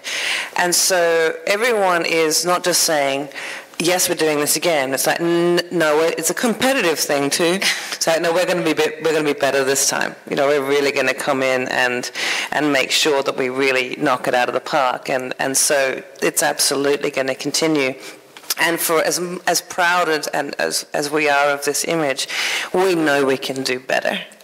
So that's the thing. Well, the Hawaii Science and Technology Museum would like to know if the next observations will be planned as multi-messenger experiments involving other types of observatories. Absolutely, and in fact, that's a big part of what we have done up to now. So, multi-messenger astronomy it's a buzzword, but it's a meaningful one. It's as Jessica said earlier, astronomers aren't just optical astronomers or radio astronomers. We use the whole spectrum of light to understand what we're looking at. If you look at the sun, you look at it in optical light, and you look at it the X-rays, you look at the ultraviolet, you look at the radio, and you see a different picture. You see different parts of the sun, and the same thing is true about black holes. And so when we do these 10-day campaigns, we get everybody involved. We get the Keck telescope looking at in the optical. We get the Chandra X-ray satellite looking at X-rays from it. We get gamma ray satellites. We look for whether or not there are neutrinos that are coming from the source. All of that's really important to put together the picture of what's happening in these systems. So some questions about, well, I would say Einstein and what he had done. How does this bring us closer to a universal field theory? And does this discovery bring us closer to unifying quantum mechanics and relativity? Two questions. You want to take this one, But I don't know if they're related, so I'm asking them together. Well, so Larry, you've been involved with this a long time. That would be the Poe. Yeah, we're all going back to Poe.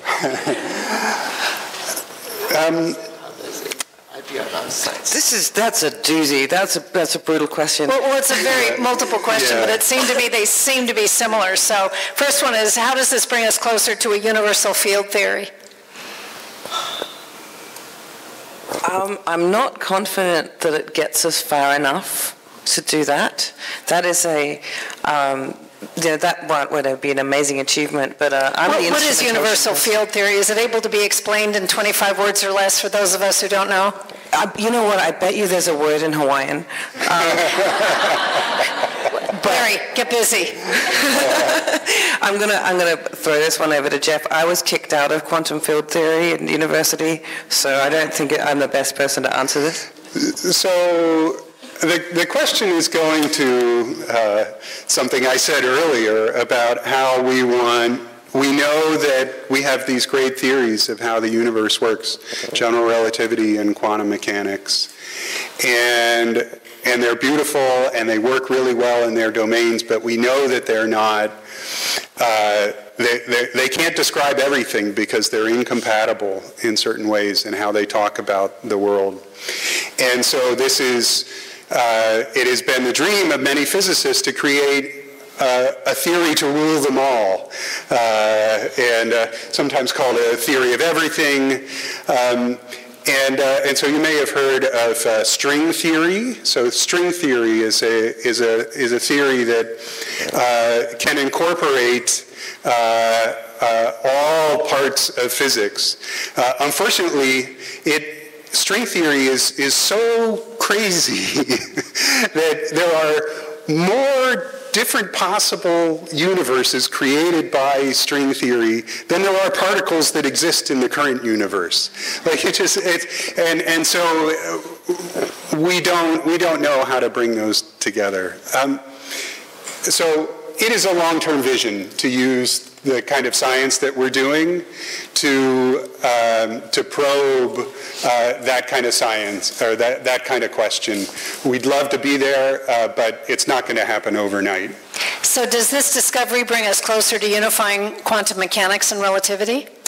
Well, that's the same kind of question, and we're still working on it. You know, you acknowledged and recognized some of the people in the audience who are people who have worked on this. Give us a sense of what was happening between 2017 data collection, if that was the year you were doing that, and release of the image in 2019. What was involved? Give us sort of a snapshot in data analysis and the design of the analysis. Help us understand your process. So one of the most terrifying things about this experiment is we spend all of these expensive telescope hours. We have all these people at the facilities, but we don't find out if it worked for months. Because at the time, actually this is one of the reasons that having SMA and JCMT as siblings is really important. Because we're so close, we can confirm really quickly that we're actually connected and synced up. And that's one of the little reassuring bits in our observing. But it's not until we've shipped all of these terabytes of data from each site to a central facility that we start correlating the data and making sure we were even pointing up and connected. So that's the first big one. And we had to wait 6 months for the end of the South Pole winter to ship those discs out. So we had this huge long wait until October of the year to get those back there. So this was us on tenterhooks, making sure, okay, so we got confirmation we were all connected up, but we were still another near year later before we had an image.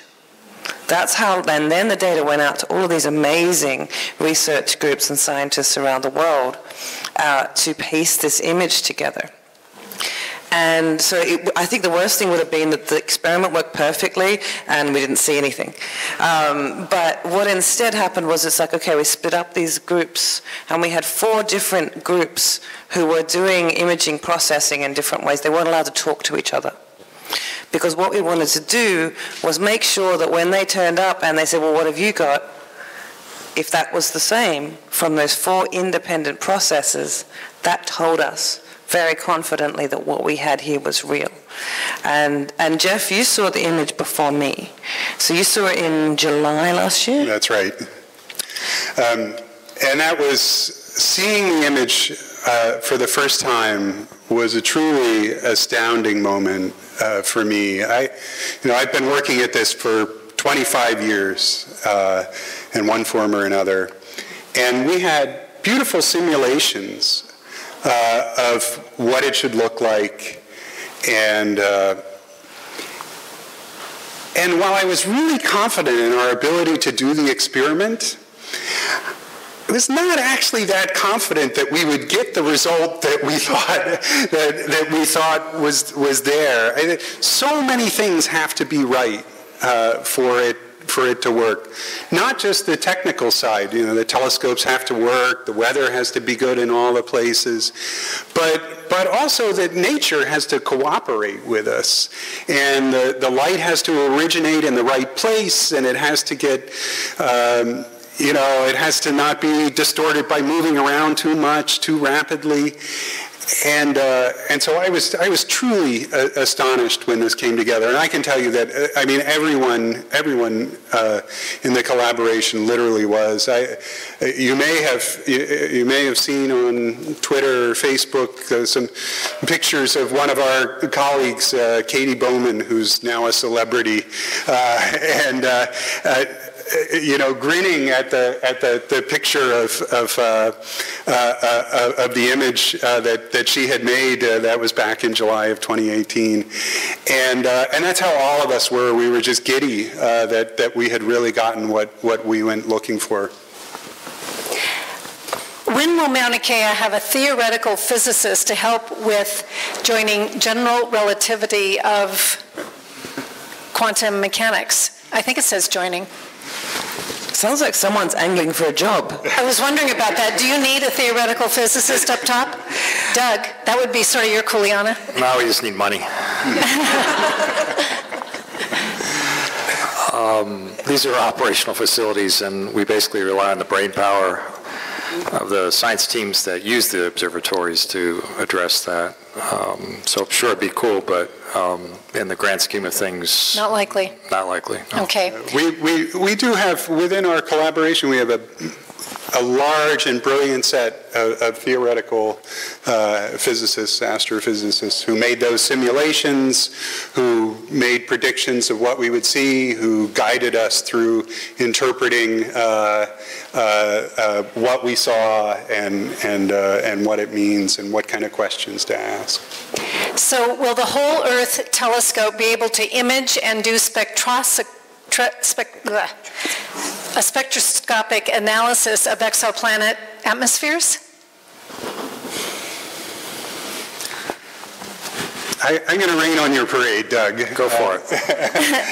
Doug's going to say yes and you're going to say no? I love the vision that we could apply this technique and this technology to things like exoplanets. But unfortunately, for this technique to work, we require the objects to be intensely bright, and so we're really only working in the regime of of black holes where there's so much power that's generated around them that produces all of this intense radiation. But maybe you can figure out how to make it work. The two instrumentation people are down here. I'm building something in my brain right now. We could do this. We just need to be about 1,000 times more sensitive, right? Yeah, I haven't looked at the numbers. I would, maybe offline we can talk about it. I would be amazed if this is the only object in the sky, or the only handful that you can use this technology on. I think that Shep's reaction at the NSF press conference to what would you do next, and we said, well, we'd add some more receivers to boost resolution, but also sensitivity, suggests to me they're thinking about these things down the road. So was Einstein incorrect in saying it is not possible to go faster than the speed of light? And as you answer, consider UFOs and reverse engineering of UFOs, that have landed at Area 52. So first of all, was Einstein incorrect in saying it isn't possible to go faster than the speed of light? And you don't have to comment on the UFOs. So nothing about what we're doing here violates that fundamental conclusion of Einstein and his theory of relativity. So while we're talking here about light, which is traveling, of course, at the speed of light, and matter, which is traveling amazing speeds for matter, which is a fraction of the speed of light, nothing here is going faster than the speed of light. So no, I would say he's not incorrect in that one. There was something about UFOs and reverse engineering? Yeah. Well, I mean, you're the one that likened this to the Eye of Sauron, so actually this is your question. Well, actually someone sent me a meme of this today that zoomed in on it instead of zooming out and showed the TARDIS on the side of this. So I couldn't say for sure that that's not something that's going to happen. Yeah, anything is possible, but I'm not familiar with the particular technology that the questioner is referring to at this point. I'll point out a really cool effect. It's an optical illusion that we see with jets like the one that we see in M87 in Poveghi, and that is that it can look like things are moving faster than the speed of light, and it's an optical illusion because what's happening is that they're moving towards us. They're beamed towards us, and they're moving at very close to the speed of light, and they're emitting packets of light as they come out.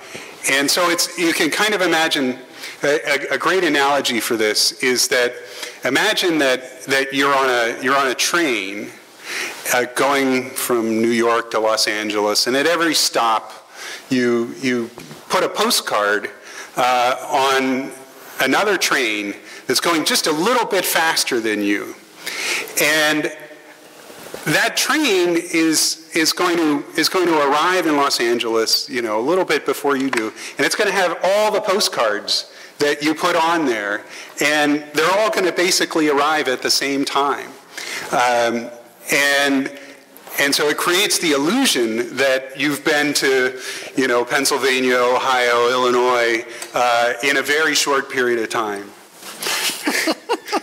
Did that make sense to everyone? Probably not. Okay, but somebody does have a comment. Considering the Doppler effect and elliptical shape of the black hole, you have a side view whose depth can be measured.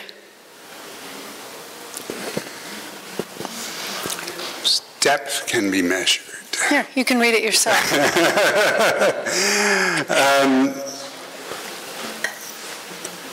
So, one of the remarkable things that we've learned from our very clever theoretical colleagues is that the shape of this image, which is is really almost totally driven by this strong lensing effect that happens around the black hole. It's the bending of light that's driving that image. And it doesn't really matter a whole lot what the particles are doing, that are producing the light.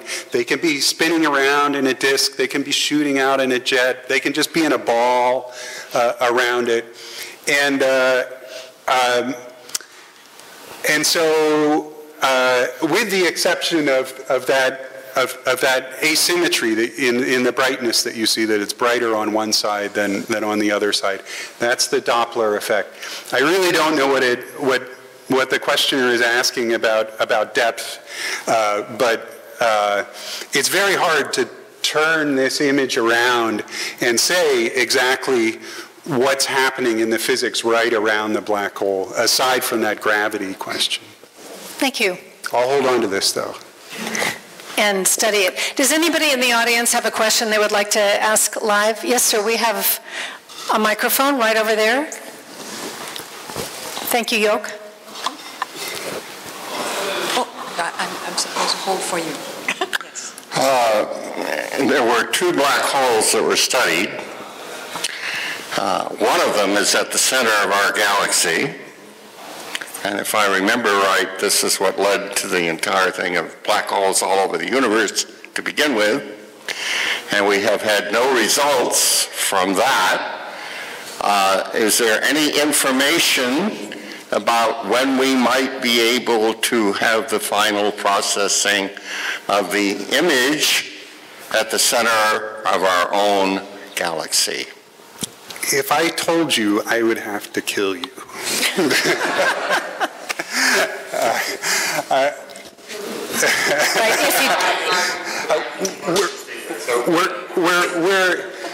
I can tell you that over the last 2 years, we've been processing this data as Jessica described, and we have built up a huge toolkit for how to do this. We've also built this collaboration of 200 people at the same time that we were asking everyone to work. It is high on our list to get a result on the black hole from the center of our galaxy. It's a hard problem. It's a different beastie than this one. It's smaller, which means that the gas goes around really fast. Hours. In the time that we've been sitting here in this room, the gas around the black hole has gone a quarter of the way around.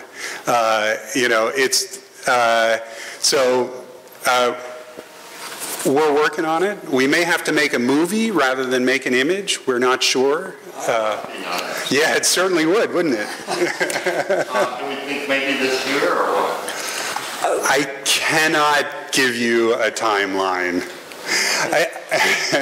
I'd have to kill him and then myself.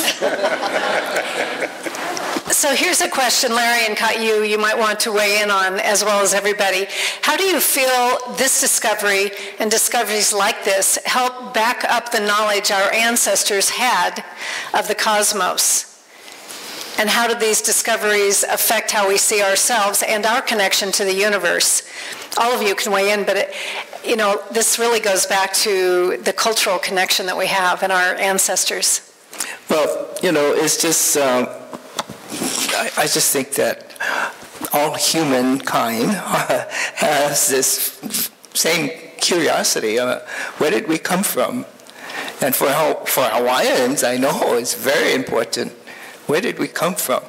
And that affects what we are, and also affects where we're going. So I don't think it's unusual for any people to ponder those things. And of course, seeing it from this surface here, and looking around, not just out there into the albesia trees and all, but beyond, is what our people did. I mean, we know about our hokulea, reviving these navigational skills, and we know about our Polynesian people going across thousands, millions of miles of ocean. This part of man's curiosity and necessity, for whatever reasons, but I think curiosity is a major thing in this particular question about out there in the cosmos. Lani is that word, that we use. I'm sure you all hear that word, Lani. And that's a Hawaiian word, and it's a very important word. It's not just the heavens. It's about our lineage to our great our kingdom is what the English word is. It was based on blue blood, pedigree, genealogy, and where we come from. It's very important, essential to the Hawaiian culture anyway. And I would just add, I think it's amazing, like if we look at the Kumulipo, which is one of many creation chants, like Larry mentioned, the first 500 lines or so, which is a quarter of the entire body of the mele, talk about po and talk about these, and there's a lot of descriptions of po, which means that there's a lot of different types of po. I'm amazed at how our ancestors knew that without the availability of modern technology. And then I'm always excited when I hear conversations happen between these people, as Larry's talking about the different descriptions of po and the different ways of creation that's called forth from the Kumulipo. I watch these guys and their reaction, and they're just completely blown away at things that he's saying, and he doesn't have any prior frame of mind in terms of what they're thinking. It's amazing to see how they are taken back. So I think maybe modern astronomy is catching up with what our ancestors had already observed or inherently knew about the origins of our universe. And so eloquently described. If you look at the Kumulipo, it's been amazing now to hear what you have to say about that, and to hear that you were able to pull a word out of it that captured what, as Jess, I think you said in one story, that it took you papers to describe. Yeah, six research papers, and Uncle Larry did it in one word. And to me, I just was gobsmacked, and of course he made me cry, because that's multiple times. Yes, this is now becoming a habit. Yeah.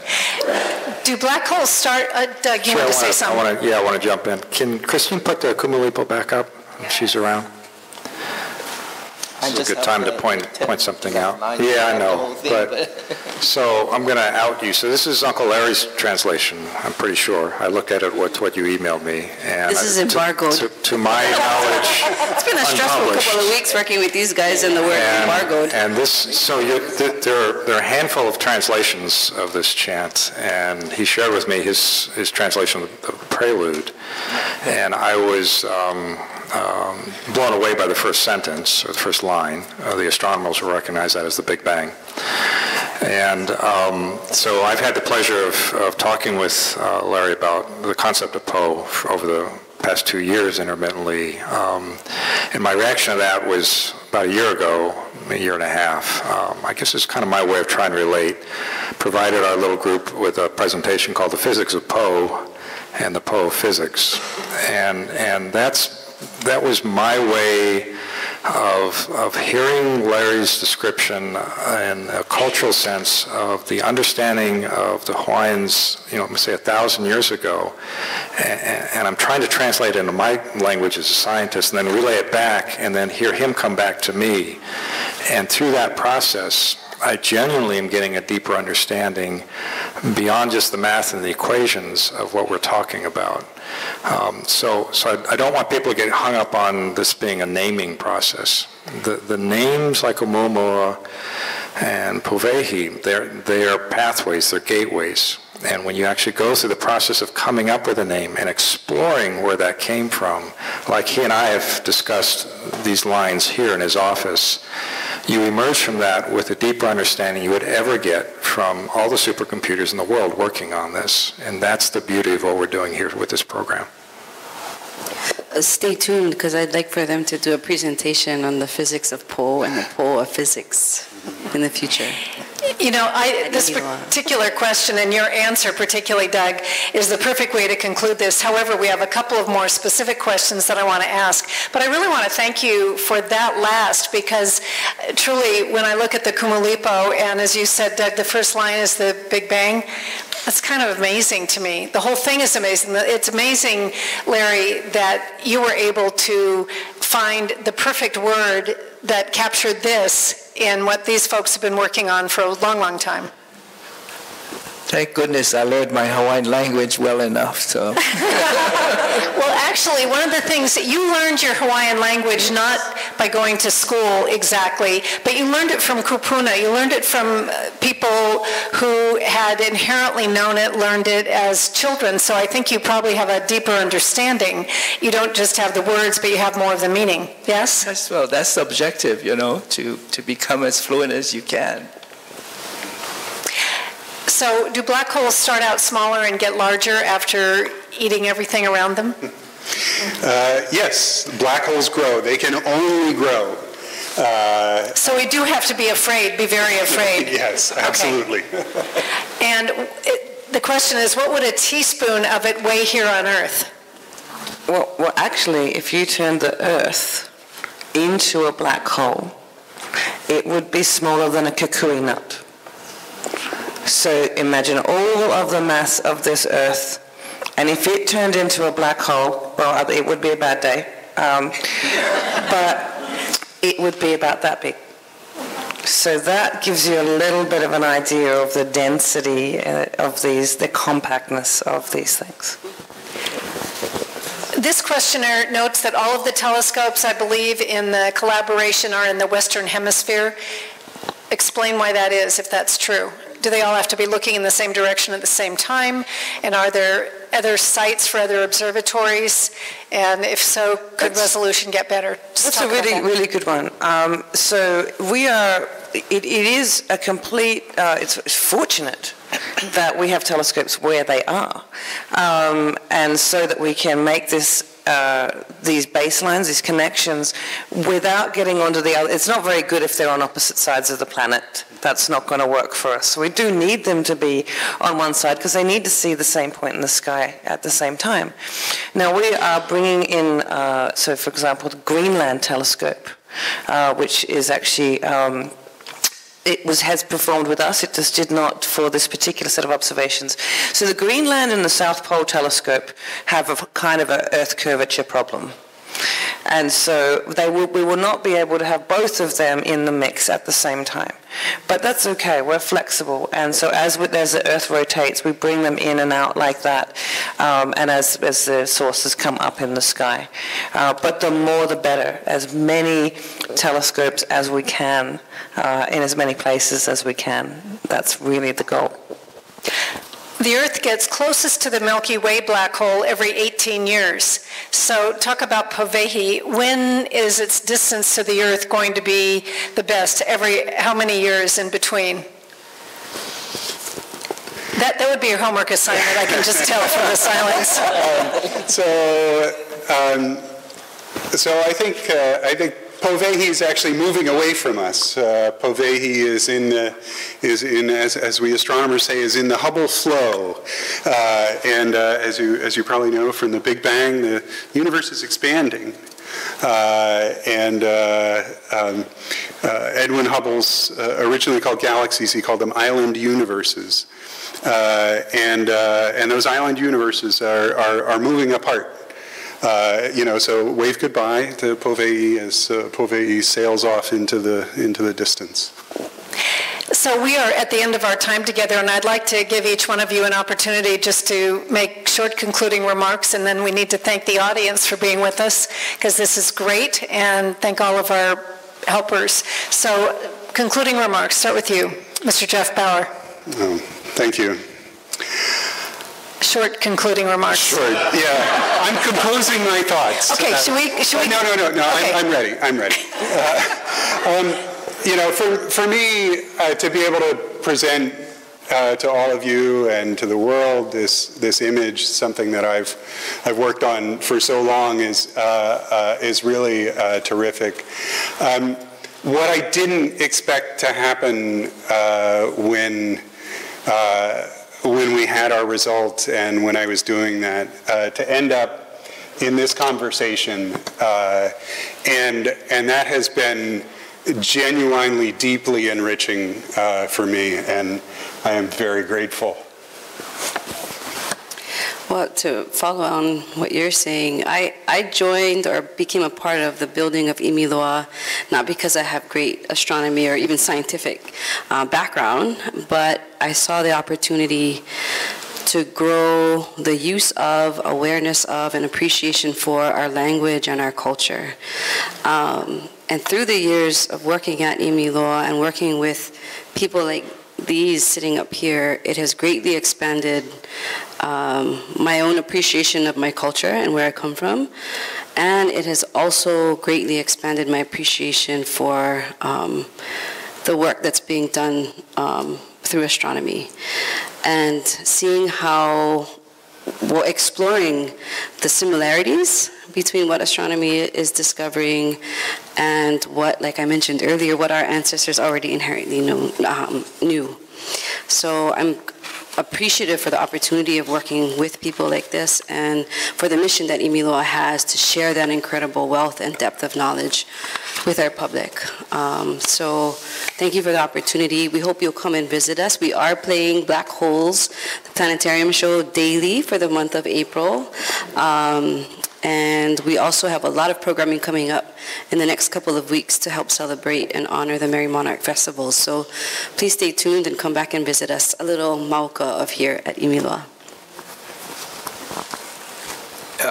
Well, for me, similar to what Kayu has said, that basically, thank you for this wonderful opportunity to be a part of bringing our Hawaiian language to the fore in this work that we're doing to keep our language strong, not only strong, but restore it to where it belongs here in Hawaii.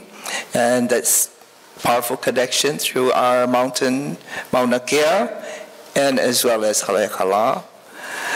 It brings the world to Hawaii, and it's so wonderful for the Hawaiian language and culture to be a part of that. So I'm just very appreciative that this initiative has taken place, and with Ahua Hei Noa, and as we've all heard, it's a program that we think is very promising. As I heard very eloquently said by Doug, it's just not about naming in Hawaiian, because it's the doorway to much, much deeper and bigger things, especially for, I have to be a little selfish here, but I'll say it, for our Hawaiian people here, and that will actually, as I said, bring us to the world and the world to us. So, mahalo anui loa. Mahalo anui loa. Oh my goodness. He just does it to me every time.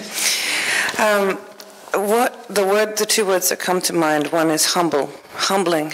Everything about this project, from the amount of work that went into it from our young students around the world, our young technicians here, through to, and the tenacity that it took to get through some very frustrating times to where they are, and they just deserve a lot of credit, to the humbling of coming to, and the privilege of having and learning about another way of looking at this, and this gift from Hawaiian culture and history that has such intrinsic truth to it, and that has bridged a gap in my mind in a different way.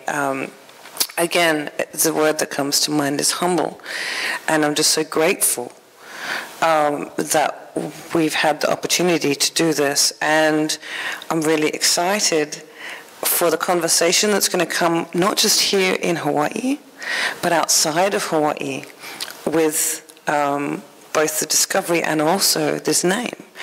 And I'm really looking forward to that. guess I had the advantage of thinking a little bit more than anybody else. My message is for the community, it's for the audience, and for everybody listening online. As a longtime resident and one who's got a very close relationship with that mountain, the Hawai'i Noa program, I feel very strongly, gives Mauna Kea a voice. It gives you a voice. It's a voice that is literally being heard around the world, and it's a Hawaiian voice, and that's how it should be. That's all I have to say.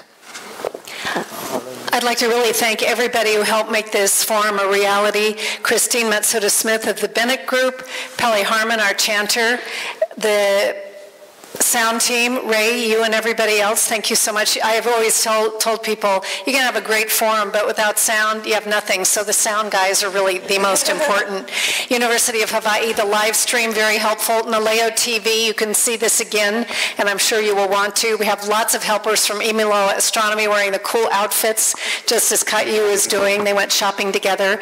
And then, of course, Doug Simons and Jessica Dempsey and Larry Kimura and Kai'u Kimura and Jeff Bauer.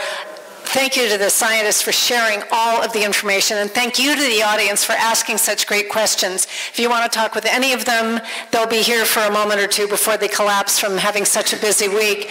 And I have one person who wants to talk about the sacredness of Mauna Kea, and I'm going to give that to Kai'u and Larry and let them deal with that, because you gave your email, and thank you so much. Let's give them all a big round of applause.